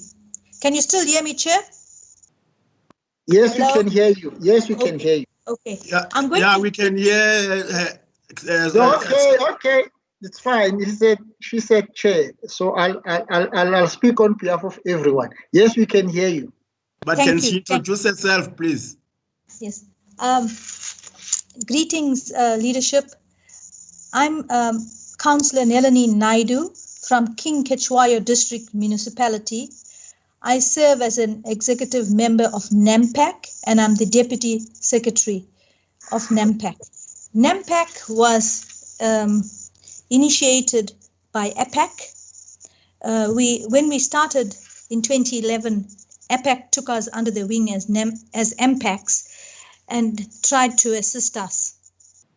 And in 2015, towards the end of 2015, NAMPEC was launched through the initiative of APAC. The Honourable Minister of COCTA at that time, Minister Des van Rooyen, attended the launch, and COCTA National has given support of venues for meetings and the Secretariat. All 9 provinces are represented in the NAMPEC structure.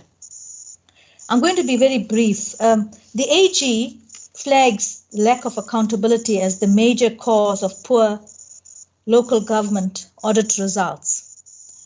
And quite a few of the speakers raised the issue around saying that MPACs currently look at the agendas that go through the various portfolios, goes to council and then comes to MPAC. So it's like an after effect when we try to do any interventions. But the key challenge, I think, as MPACs is that we work through a terms of reference. So it's based on the municipality that you're serving under and their will to ensure good governance and ethical governance. So we don't have the standardization per se, you just have a terms of reference.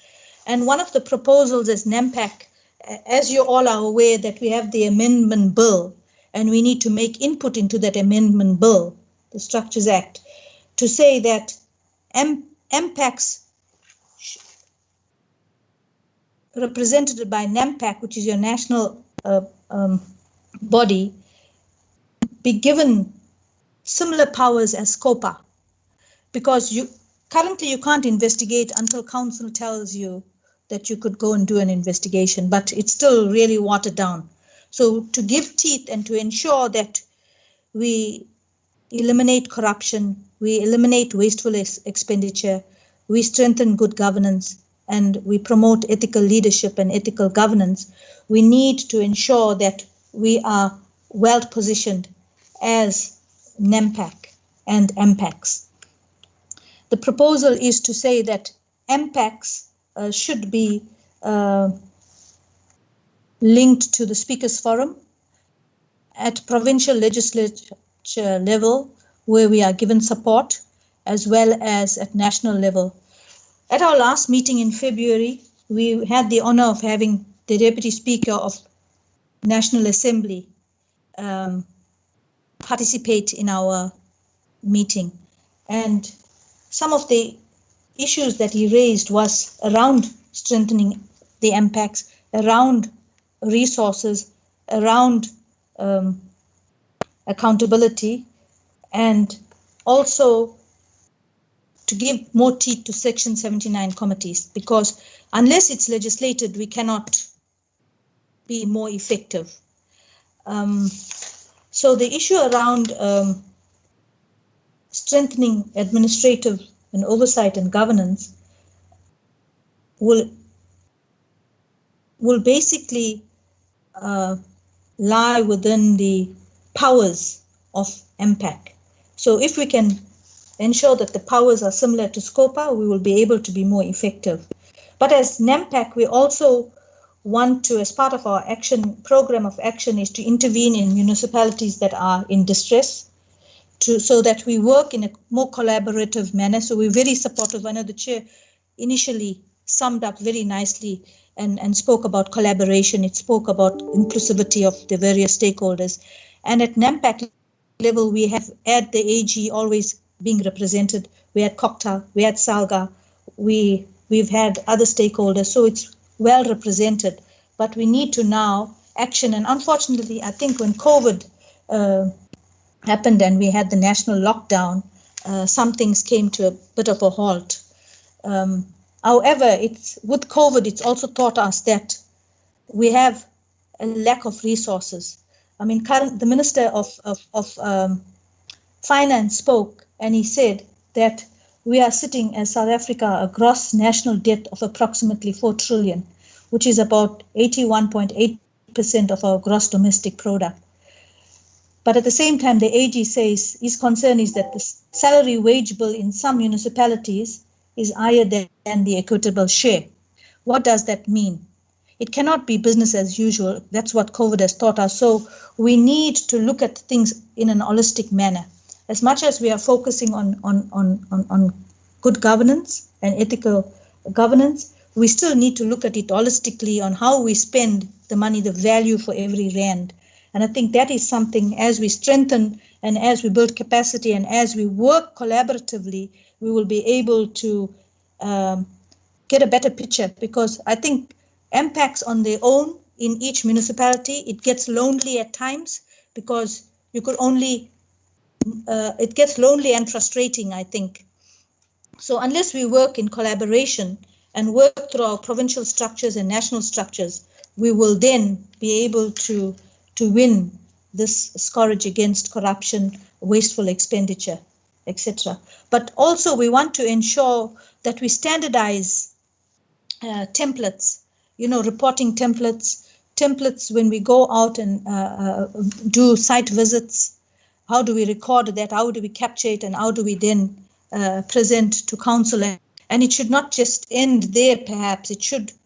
We understand that it's legislatively, and the chairperson mentioned that there's a fine line between our various spheres, but we still need to collaborate, and through these structured templates, we can then promote best practices, because we'll all be implementing it simultaneously in our municipalities.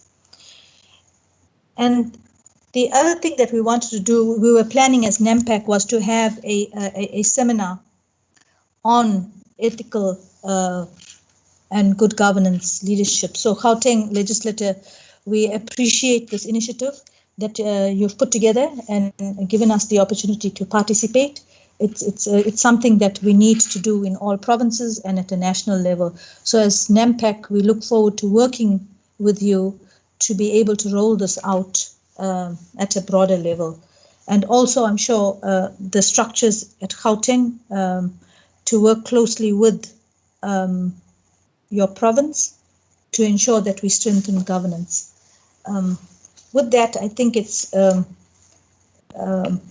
would like to then say that will assist us in also strengthening management, because it will be a collaborative effort, and you'll have the backup and the support so that we can then ensure that we actually deliver on our mandate as MPACs. And the Speaker of National Assembly, the Deputy Speaker, said the challenges in local government sphere is on moral and ethics, and also managing the affairs on integrity and good ethics. He highlighted that quite a bit. So it's something that we need to work on going forward. Yeah, I think with that, if there's any questions, I can then take questions. Thanks, Chair. Thank you very much, Councillor Naidu. Thank you very much, Councillor. We as indicated, this will happen as we discussed, but thank you very much. I think the speakers who are going to follow now are also going to take that into consideration. As indicated, we'll first have Honorable Ncube, after that Tandi, and then I see there are two more hands, Honorable Randall, then Joseph Libilo. Let's have Honorable Ncube first.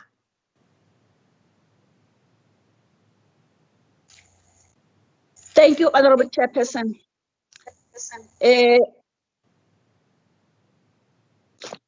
Where I'm going to start is that on the institutional capacity, I think Councillor Khumalo raised some challenges in terms of our capacity, in terms of our term of office of 5 years. Then after 5 years, we're gone. You may not all be incapacitated in the previous administration, then come back. But I think what helps the legislature is that maybe we have good researchers that are stable, which then are able to capacitate either the chairperson or the members in terms of what is expected of them. And without knowing whether municipalities do have researchers, but this thing of support, I think also it should be internally. Maybe it will be the question of how do you pay those researchers? I don't know, but I'm just thinking aloud here. And when you then, okay, and then the other one is on the financial management. What I know is that when the issue of the clean audit started, this province had a program driven by at treasury level of seconding provincial officials to be seconded in those municipalities that are a bit challenged. And then over and above that, there was also a program that the then Premier came up with to say there was going to be a recruitment at the institution of higher level, and also there are students that are in TVET colleges that will also help in terms of the financial management. Now, what I don't know whether that program is it still there or not there. And also, one of the functions that we had from SALGA is the support on these things. So at which level then does SALGA come in terms of the support? Or at which level does the municipality knock at the doors of COGTA for the request of saying, can you support us on these aspects that you are running short of? Because what happens at the end, we see scenarios like what happened in the West Rand, where they could not even be able to pay staff. What happened at Mfuleni, what the blame then it says, where was the COGTA committee at the provincial level? Where was the finance committee at provincial level? So the relationship then goes back into saying, how do we interact with each other on these issues? Because like yesterday, we're raising these issues in our meeting as COGTA. So we need then to clarify and navigate towards coming closer to each other in terms of where can we help, so that because now there is a deterioration of how the province used to perform in terms of the municipalities in these areas. Then if we talk of political leadership or leadership, I've heard one councillor talking about then there would be a recommendation of disciplining some officials. And then the problem will be they were not named and shamed. So the general recommendation then, it means going forward, there has to be specific that the CFO or a certain level where the alleged corruption or the breach of process were done, it has to be clear that who did that, so that then maybe that's why it takes long for the council to take a decision to recommend to the disciplinary board.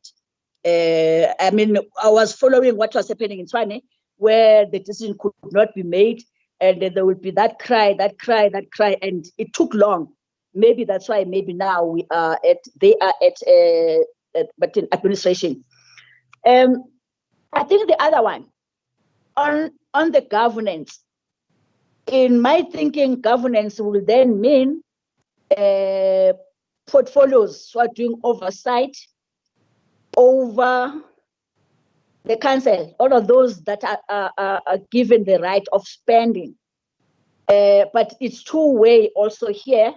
It might be the role of the councillors in holding the executive accountable, and the decision, the timelines of when does the council take a decision, a decisive decision of let's correct this by doing ABCD. The other one is on the scales. It has been a song from ourselves that we are running short of the scales, where I already indicated the question of what used to happen of the secondment. And the secondment, in our understanding, was to say there must be a mentoring, there must be progression of the knowledge or the capacity of those people that are being capacitated, so that when those officials that were seconded go back to the department or go back to where they were when they were seconded, whether from the university or wherever, then they have the skills. The other one is that the recruitment part of it also goes back to the recruitment. Honorable how Mobe, do you mind if I ask that? I hear you keep on saying another one. I'm just worried that I'm seeing a lot of hands are now coming, and we're supposed to finish at 1:30. So yes. Where there are blockages in terms of policy change, let's then approach those policy changes by amending so that we are able then to be decisive and correct other things. Thank you. Thank you very much. May I ask, I know it's a difficult thing. I haven't been strict. I asked that we apply the 3-minute rule, but I haven't been strict. So I see there are more hands. Can I give now to Thandi? I don't know your surname, so you introduce yourself and your municipality. Sorry to call you by your first name. Thank you, Chairperson. I don't know why am I registered on my first name. I am Thandi Nontenja, the Chairperson of MPEC in the city of Johannesburg. Let's welcome the presentations by the various presenters. And maybe one could say it would have been nice if we had received the presentations prior to the meeting, so that instead of following the slides, you are able to apply your mind on the presentation that you are looking at in front of you. Chairperson, the problem seems to lie on the consequence management. Maybe COGTA will come with an assistance in this matter to us, because even if we can capacitate MPEC, if the problem is the non-implementation of consequence management, we are still going to sing the song of clean audit, which we will never realize. So we would like to know, how do we get, maybe SCOPA also can assist us as MPECs, to say, how do we ensure that consequence management is implemented as it should be? And when we talk capacity, I know all presenters talked about capacity. Who are we capacitating, MPEC or those who are dealing with financial management? Because where we get disqualified and unqualified audits and all that is from the management side. Is there anything that gets done that side, COGTA? Because if we are going to focus on one side of this coin, we are not going to realize our dream. So I would rather we focus on the people that dip us on this dip. We come at the end of everything to look at something that's we cannot change now. We are looking forward to the next one, and the next one comes looking similar to the previous one. We have so many repeat audits, findings. It's not funny. So we need to address that score. And to say on the side of MPECs, Chair, and all the presenters, how do we access this capacitation? Is it a situation where SALGA, COGTA comes up and say this is what we have, or is it a situation where MPEC has to identify the gaps that are in the committee and approach these institutions? And there was a presentation that talked about the launching of an accountability, whatever. Like I said, I don't have the presentation in front of me now. I think it said it was launched in 2013. My interest is on saying, when you look at it, would you say there is any effect that it has, some improvement that it brings on the accountability as the municipalities stands? Thank you. Thank you very much, Councillor Natasha. Honorable Randall. Yes, good morning, Chair. Just to say, I've noted after you, Councillor Libilo, Councillor Negan, and then Honorable Kekana. Good morning, Chair. Thank you, and thank you for the conversation. I think it was very necessary that we do this exercise. Chair, let me just start by referring the people, all the members on the seminar or the webinar at the moment, to go and have a look at National Treasury's document on improving oversight and accountability.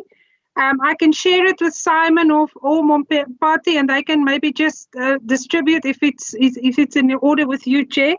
I think it's a guide and a toolkit for members of MPAC. I'm sure they will value this, or they will find that it's assisting them in exercising their duties. Chairperson, and then quickly a few points. We've seen a lot of things changing in terms of trying to combat corruption. We've seen the Public Audit Act, where the Auditor General now has a bigger mandate to investigate corruption and/or misappropriation of funds. We've seen that if you do not pay service providers within 30 days, you will be charged of financial misconduct. And we've seen how lifestyle audits have become sort of the norm, not yet compulsory, but I think lifestyle audits can also be something, and I know Premier Makura has also alluded to that in the last State of the Province address, that it might become necessary to try and combat corruption. And Chair, in terms of consequence management, lastly, I think institutionalization thereof is critical. We look at frameworks that's in place. We look at the code of conduct. Each and every employee is governed by a code of conduct, and non-compliance must be sanctioned. How sure are we that the code of conduct is signed by each and every employee? How sure are we that there's effective performance management and development systems policies to ensure that a monetary reward system is linked to the employee's performance as per the public service regulations? Chair, I'm also going to refer you, and I'm sitting with this document. In 2017, we had a training, a PAC annual training at Emperor's Palace, and we discussed consequence management at length. If Mompati or Simon does not have a copy, I'm still sitting with my hard copy. I can again share that. But I think we need to do more. We've got the mandate, and we need to show our communities, we need to show people officials who's really wanting to do the right thing, because there's money, no new money. I've been with Minister Tito Mboweni last night in a meeting. I was so depressed when we finished that meeting. Chair, we're in big trouble. We need to curb this scourge of corruption and wasteful expenditure. And I think for us as SCOPA and MPACs, it is on our shoulders to show others that we are really serious about making the change that's desperately needed now. Thank you. Thank you, Honorable Randall. Those documents, yes, you can forward them to our administration team. What we'll do when we finalize the report of this meeting, we'll also share some of those with them. Let's now have Honorable Lebelo.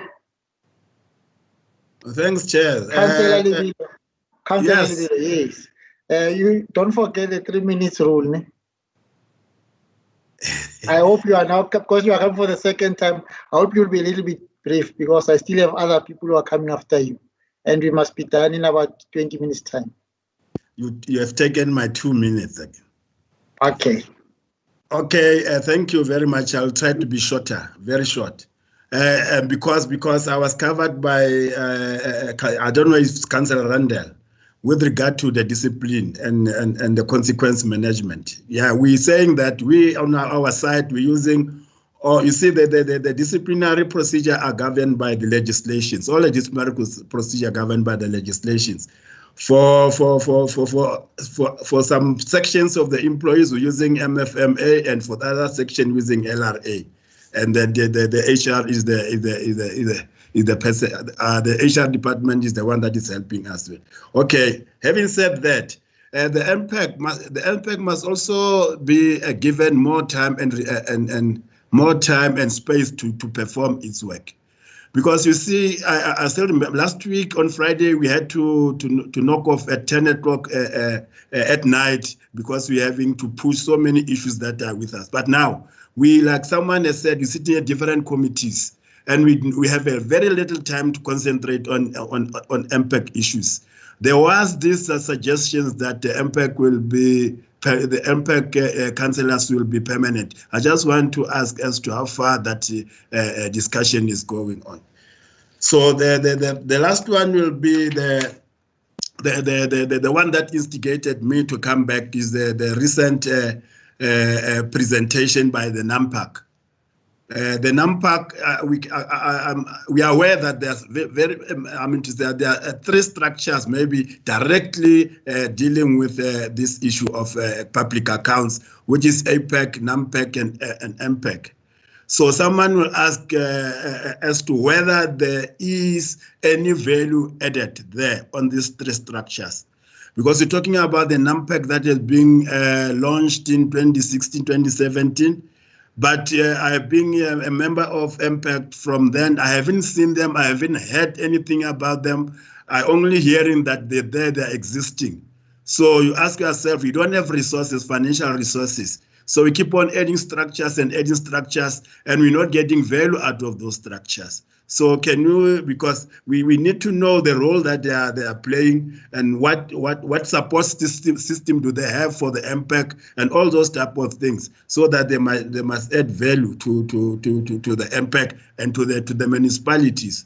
And then lastly, then I did not hear the reason as to the delay of of Miss Naidu. Because we were expecting her to be earlier, then she came late and she did not share with us the reason for her delay and the resultant apology from the. Thank you very much. Sako, if Sako is there, Sako, Fighter Sako, I'm saying hello, Fighter Sako there. Yeah, no, you see now you're out of order. May I now give over to first of all, let me ask Councillor Ndanjaya, if you can put your hand down, because it just I think it's still up. And Babulubilo, thank you. Councillor Negan, I know earlier I was too strict to you, but I'm not going to be strict this time, because you really didn't spend much time. But if you've got more to say, it's fine. But as long as you still remember the 3-minute rule, thank you. Thank you very much, Chair. I must say, Miss Adrian Randall, her sharing of that information will be most welcome. And going back to Miss Naidu from NAMPAC, she did speak about a proposal on, where AMPAC has similar powers or more teeth on some of the work that we do. Is that just a recommendation, or where are we in that process? Because we find that, there's a lot of work that we are doing, but we almost like toothless in the matter. So how do we get more teeth like SCOPA, where we can then do our work more effectively? And, what I found is that we've not seen a single sanction on non-compliance, on consequence management, or anything. And how do we start that? We are now sitting on a subcommittee for UIFW, and we are writing off items, and the reasons we give is the person is no longer in the employment, or the person has left the organization. So how, and nothing's been done. That's just a single comment that we're finding. And if we are serious about going out there and having some sort of consequence management, it's not forthcoming. It's those reasons we can't accept any longer. So we'd be guided on where we are on something like that. Thank you very much. Thank you. Thank you, Councillor Nagan. Can I, Honorable Kekane? Then after that, it's Sako. No, thank you, Chairperson. I think in the interest of time, I'm just going to go into part of what is probably a part of the agenda in terms of recommendations and the way forward. And I think we'll summarize it at the end. And maybe just to share my sentiments with the people who have spoken in terms of capacitating our MPECs. It is true, sometimes as councillors, members are just thrown into the deep end, put in MPEC committees without the necessary capacitation that goes with it. And we expect these committees to be fully functional and execute their terms of reference as expected. But I think, first of all, Chair, as the chairperson of SCOPA in the province, I think it would be important, first of all, as SCOPA, to maybe do a survey or an audit of all the municipalities to check the standing of these their impacts in terms of what they have. And I think Councillor Lebelo raised the issue of some of the members not being permanent, serving permanently in SCOPA. And I know in some of the metros, that is the situation. Members of SCOPA must not serve in any other committee. They must focus on SCOPA. So perhaps an audit will need to be done just to check how these various impacts function, and then try to set a standard for all the municipalities. And I think in addressing the capacity issues, over and above the fact that we need to strengthen the administration support, we need to, as the provincial SCOPA, be able to intervene in that space in terms of facilitating workshops and make sure that there's proper collaboration with the Office of the Auditor General. They also are responsible to educate the various impacts. The Office of the Auditor General, SALGA, I know SALGA has been doing their part, and I'm sure they should continue to do their part in terms of workshopping members of various impacts. National Treasury as well have got a responsibility to educate and workshop members of various impacts, COGTA as well as NEMPEC, of course. So I'm saying we need to be able to, going forward, able to facilitate such workshops to ensure that those workshops happen in order to capacitate members of MPECs.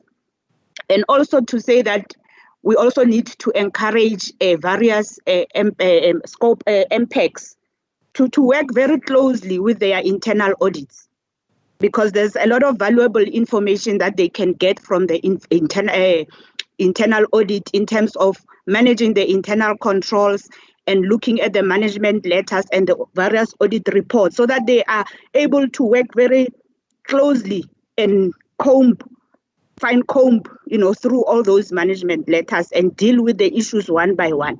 They might not be able to achieve everything, from the start, but if they take those issues and, one by one try to address them, I'm sure they will get somewhere as MPECs. It's just a piece of advice in case there are those MPECs that are not doing that currently. So I think I will want to leave it at that. And I think in our meeting as the SCOPA province, we will consolidate all those things and come up with a program to ensure that this cooperative governance that we are advocating for does work and benefit the various MPECs. And another thing I think which is important, and in my experience, is that it is important for members of various MPECs to really get familiar with the MFMA. It helps a lot if you understand the MFMA to be able to hold the officials to account, because half the time it's about regulations and not adhering to regulations. So if you know the MFMA, then you are able to pick up problems wherever there's a deviation. Thank you, Chair. Thank you very much, Honorable Kekana. I see now I only have last 3 hands. Because we need to round up, so I'm noting the 3 hands. Kekana, if you can put your hand down. Sako first. Thank you, Chairperson, and good day, all honourable members. I will be very much short as part of my Chairperson. Sako, if you can put on your video so that you can see you. It's easier for us to talk to somebody you see. Okay, I don't know if maybe I'm visible. if I'm not visible, maybe it might be a technical problem, but in my side, it shows that I'm visible. Am I visible? Okay, go ahead. You're not, but go ahead. Okay, thank you, Chairperson. I was saying I'm partly covered by the Chairperson from Johannesburg, but the most important part of the issue in that we will seriously need COCTA to assist us is in relation to the consequence management, which is something that is not actually being practiced since the inception of we look into the powers and the functions of MPEG, and we also like to see Section 155 being applied with, whereby we will see the monitoring of the legislature in relation to the challenges that the municipalities are experiencing. We don't actually experience the monitoring and evaluation of the legislature, in particular, or the provincial legislatures towards municipalities.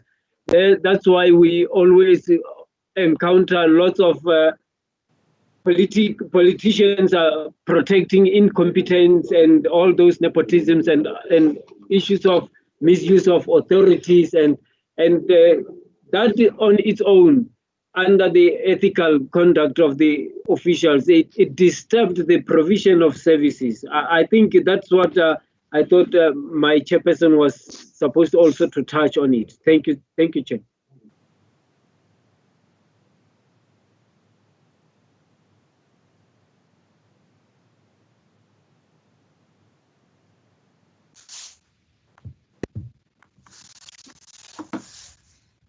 Yeah, frozen, Chair.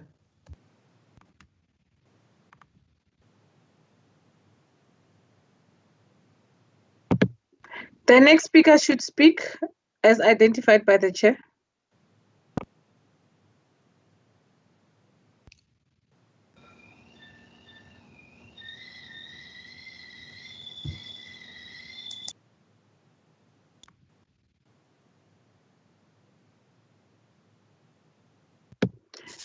Lionel, was there a next speaker? Member Randall, are you the next speaker? Okay. No, it's Lionel. Oh, hello. Thank Lionel, you. Good morning speak. to everybody. Yes, thank you. Good morning, everybody. Lionel Greenberg here. I'm a member of Impact in Johannesburg. I've just been listening to everybody as best as possible in the circumstances. I've been a bit short of time, Chair. What I'm hearing, and I'm just re-echoing a little bit what everybody said, is there appears to be a total lack of will by anybody to want to ensure that there's proper accountability and consequence management within all our structure. I'm not even saying that this is contained or limited to Johannesburg, but there are only a few municipalities that I see who are adamant that they're going to ensure compliance with the law. SALGA put out a document in 2015 about accountability and consequence management. However, as Councillor Jeannie said a little bit earlier, our city manager in Johannesburg, or his office, I don't want to label him specifically because he works as a team, we were unable to get accountability and consequence management framework running in our city. What this in fact is doing, because we have no accountability and a lack of will for accountability, and I'm sorry to say it at this juncture, Chair, this lack of accountability is becoming systemic in South Africa. So we see even to the point where people are supposed to attend at a court of law, then they will abuse the court process and say, well, I want my day in court, but when you get your day in court, then you look for a reason why you should obstruct the legal system, and then you want to review a process. So we need to cut through all these things, and we need a level of efficiency in the way we're going to be dealing with our statutory requirements in our cities, because we cannot allow city officials, whoever they might be, or the looters of our city to continue in this way, in an unabated way. So we need, and we call upon you to give our city's guidance. Otherwise, we're going to have to invoke our own provisions by getting orders out of the High Court, because in impact, we're not going to wait more than 3 months longer. And I'm saying this publicly to everybody. Me as a councillor, I intend to take our city manager's office to court to get an interdict to compel him to ensure that there's an accountability and consequence management framework. So he's now got 3 months notice in this public forum to make sure that that document is rolled out, failing which we'll ask the High Court to assist us in our endeavours. Thank you, Chair. Yeah, okay, thank you. I'm sorry, I had a problem, but I'm back now. Councillor Greenberg, can I just say that your last comment might create a problem for us, because you've just made a statement on what you need to do, or you intend to do, and then you're saying that you've made it on this platform, so it's like it's going to happen. Let's just agree that maybe it's a matter that you'll have to take in a different. I don't want in future then it said there was this platform, there were things that were said. Where's the report? Because I think you are saying it's the action that you're going to take. So and we can't stop you from this. So I just wanted to make that point. You want to say something before I move? Yeah, if you permit me, Chair, it wasn't that I'm being in any way obstreperous or difficult with anybody. However, when our committee attempts to do their job, because it's my name, Chair, I sign documents, I'm involved in the minutes of those meetings, and when at my young age of 61 years old, my mother taught me how to behave. I don't frustrate. I don't want to do anything untoward. I have an oath of office to perform to, and my oath of office is very, very clear. It's black and white. Comply with the law, otherwise you have to live and die by the sword. So I'm using this forum to appeal to everybody at a higher level. Guys, in South Africa, if we want to save our country from the looters, if we want to save our country from supply chain management, unauthorized expenditure, then we all need to come on board. Otherwise, sadly, I don't know in what trajectory our country is going to be heading to. But thanks, Chair. I hope everybody gets the message loud and clear that MPAC as a whole is terribly frustrated that we were unable to do our work within our oath of office. Thank you very much. Thank you. Let me give over to Honorable Randall. She said it's just going to be brief because she was, yeah. Yeah, it's old age. It's old age, Chair. I forgot the last point I wanted to make previously, and thank you for the opportunity to quickly raise it. Sorry? Oh. Member, she's now muted. It's fine. Continue. Thank you. What I would also like to recommend is that our researchers assist us in just researching the possibility of the professionalization of the supply chain management and procurement officials. For us on finance as well, where I'm serving, the motto is follow the money. Where does the money start to be expensed? It's from tenders, it's from bid committees. Chair, so I think let's, as SCOPA, also start to investigate that possibility of the professionalization of those officials. Thank you. Thank you very much. I am going to do something that is not, I'm not happy to do, but I have to do it. I know that we've been joined by the representative of the Speakers Forum, but because of time and like we indicated earlier, we know that we have received their input, which we'll share with everybody. We're going to take that route, and I hope that the representative of the Speakers Forum, they'll understand what I'm trying to say. Let me then move on to just summarize on our way forward and close the meeting. Just to indicate that as we started, we indicated that the reason we convened this meeting or this seminar was to get into a discussion on how we can ensure that there's coordination amongst ourselves, which is SCOPA at Provincial Legislature and MPECs in our municipalities.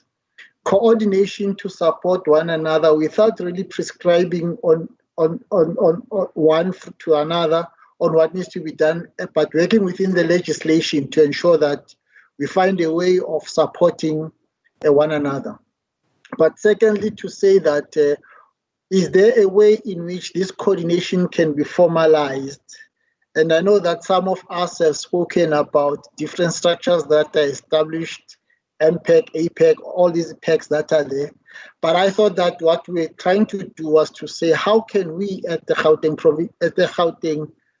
province level or Gauteng provincial level get together and find a way of coordination amongst ourselves so that a number of issues that are raised and problems that are encountered, we can share best practice and be able to see how we can deal with them. With given the powers that were given within the legislation and be able to do those things. So that was really the original intention. I've noted that one of the things that has made it difficult for us to engage on this is the fact that some of the presentations are made as we are in the discussion already. So maybe as a way forward, what we suggest we should do is that one, we will summarize all the whole discussion that we have, and summarizing means that all the inputs that were made will summarize and look at the important things that are raised within the context of what we want to achieve. In addition, all the comments that were made afterwards, whether they are questions, whether they are suggestions, also summarize them and ensure that out of that, we try and see what could be the way forward based on what the discussions have been. And therefore, that document will then be a work in progress. We'll then send it back to all of you for you to make your further input on there so that we can be able then maybe in a few weeks' time or so, come back and say, this is the final document that is going to help us move forward on the matters that we've discussed today. Which will then also take into consideration all other things. What do we do with training? What do we do with support? What do we do with consequence management? All the issues that we raised. How do we ensure that we work together to move towards that? I'm not sure if that summary assists all of us. Maybe what I'll do so it makes it easy for me, I'll just ask each and every MPEC just to comment. Either you can just say, yes, agreed, but if not agreed, make another suggestion. But please don't reopen the discussions. Let us start your timeline.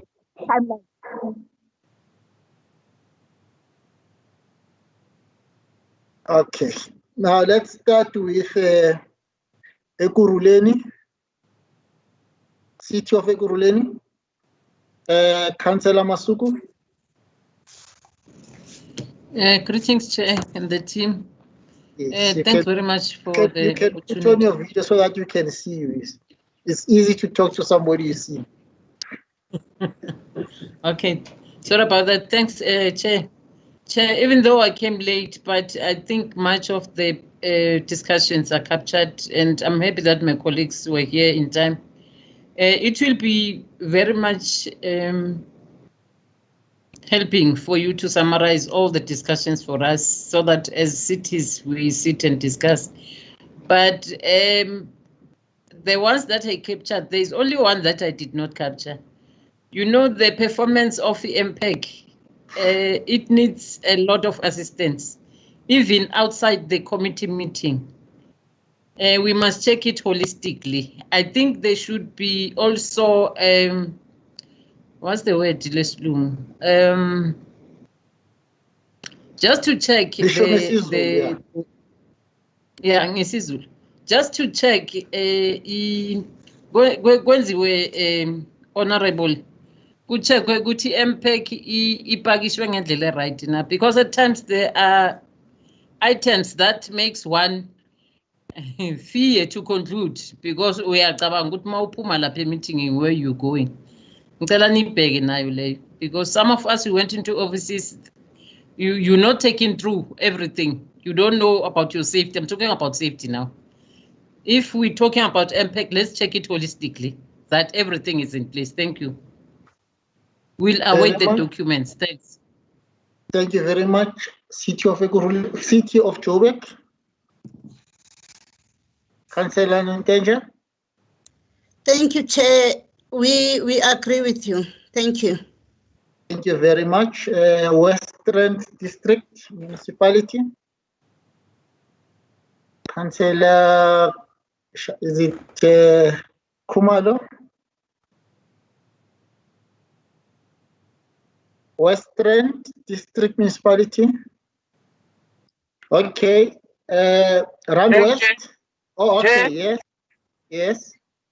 Chair, I just want to give my input to say I really appreciate what the space that you have given to us as district. Hopefully we'll also make a checklist on what they have been discussed. I think it's going to be important that we really appreciate that these interventions must be taken seriously. Then we'll take it from there. Thank you so much. Thank you very much. Rand West, local municipality. Thank you, Chair.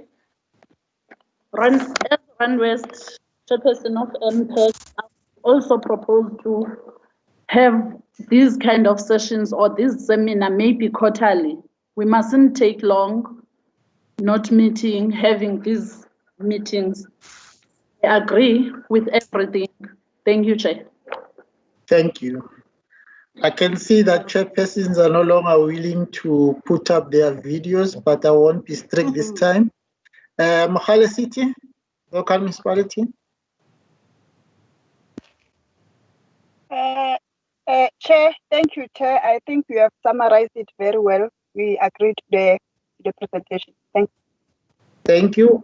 Then Merafo, local municipality. Okay, Reaurat. Merafo municipality. Okay, there's no one. Oh, yes. Councillor. Okay, let's go to Sidibeng district municipality.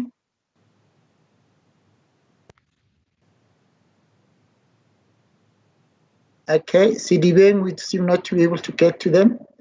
Lesedi, local municipality.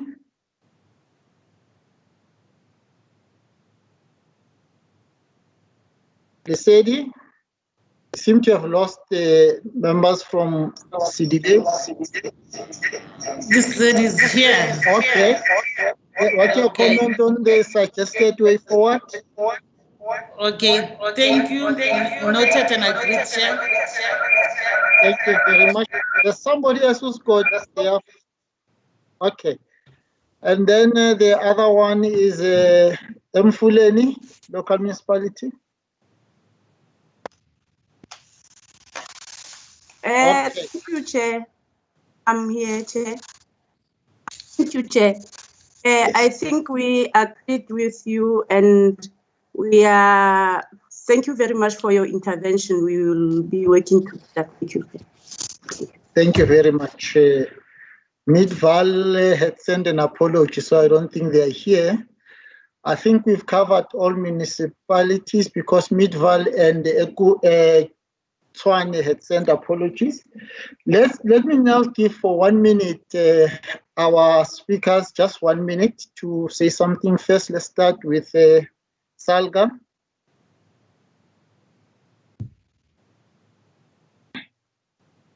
Thank you very much, Chairperson. I think I would like to concur with the speakers that have gone before us. Firstly, to welcome the opportunity. I think it was very useful. One of the speakers suggested that it must be periodic, and we're fully behind that too. The frequency perhaps can be determined by yourself, Chairperson, and for the collective. Secondly is, Chairperson, in terms of summarizing the issues as they came up, you summarized them quite well. Lastly is I was in the process of sending a message to my team to request a follow-up engagement with your good self, Chair, to agree on how best to collaborate. I think it's something that we would love to do, and it would include areas that could entail the training and capacity building and knowledge sharing as a broad thrust of issues, consequence management and how we support MPECs to do and enhance consequence management. And then perhaps a third one is the assessment of the MPECs, which would then inform a range of the other things that we can continue to talk about. I liked the idea that let's go back to them, see what the status is, including permanence. Let us look at the big issue of capacity and look at how best to strengthen that. I do have to say that while I'm on that note, Chairperson, one of the councillors earlier on, I think it might have been a councillor from West End, that almost interpreted us as indicating that the lack of capacity and or inadequate oversight is directed at the personal level. It certainly is not, and that's how we came across, certainly not. The capacity is both what we need to build at an individual level as well as at an institutional level. So I thought just to clear that off without getting into the content of all the other issues, Chair. And then perhaps an assessment of the performance, notwithstanding all these other challenges that are there, and correlating the establishment and audit outcomes and how everything else is working within the municipality. But I guess, Chairperson, it is detail that we can engage between SALGA and yourself, led by the SALGA Provincial Chairperson responsible for governance and relation. Very much. Okay, just for position, who is the Chairperson responsible for corporate governance or governance? Councillor? Chairperson, as things stand now, it is Councillor Maeba from the city of Tshwane. Just currently not participating by virtue of what we are all aware of, the challenges relating to Tshwane. Okay. But should we get beyond the current challenges, it'll either be himself or anybody else that would be designated to take over from him. Okay, thank you. And then from MPEC, I'm not sure if they are still, no, NAMPEC. I'm not sure if they are still here. Councillor Naidu? Okay, not here.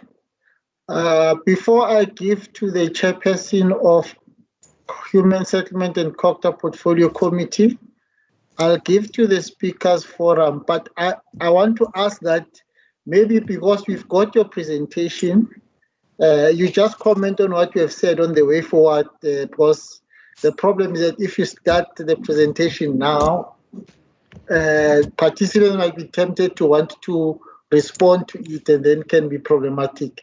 But if you can just comment on our way forward, and then we'll be able to see how we process the input that you sent earlier.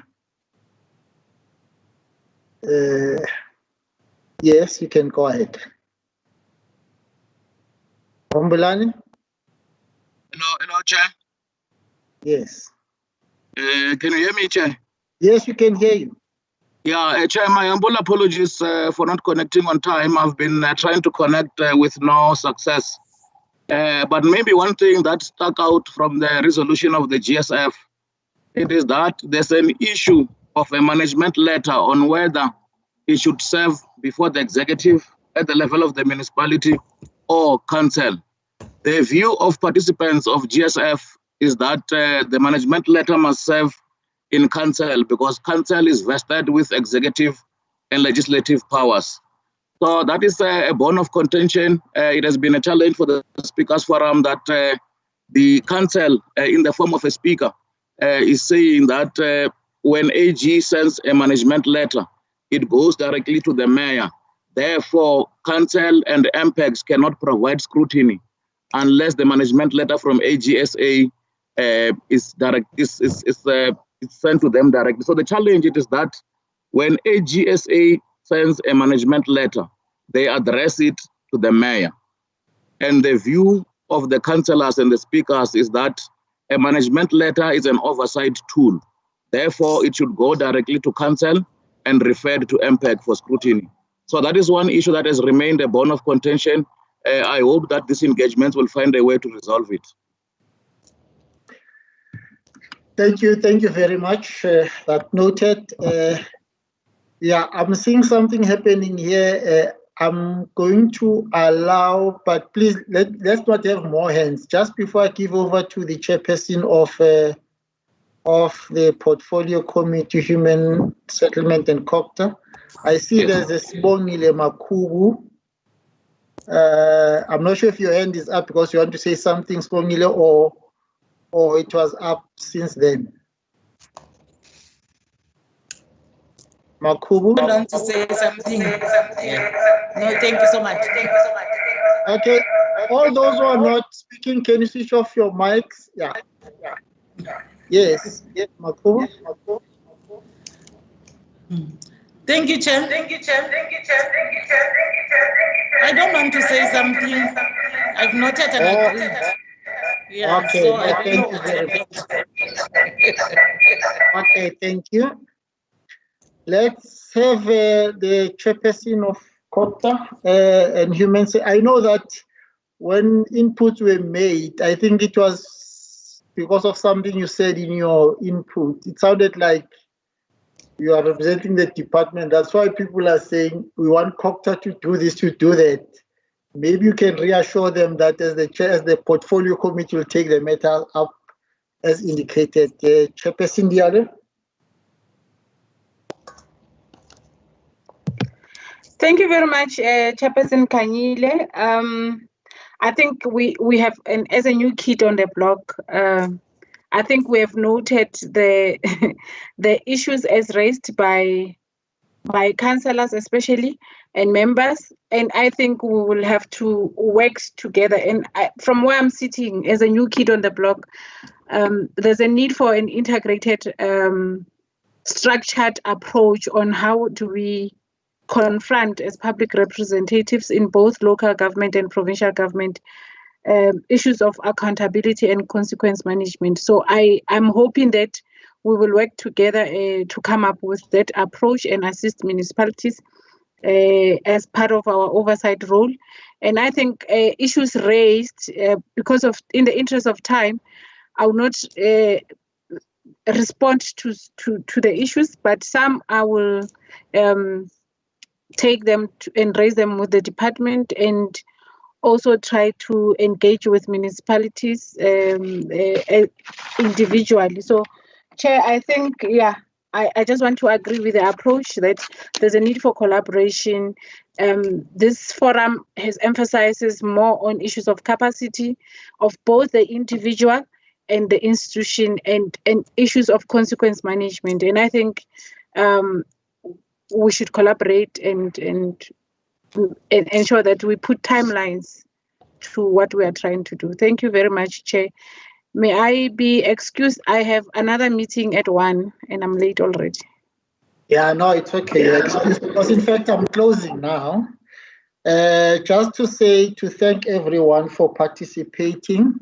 I know some of you in this platform asked questions and some of them might not have been answered.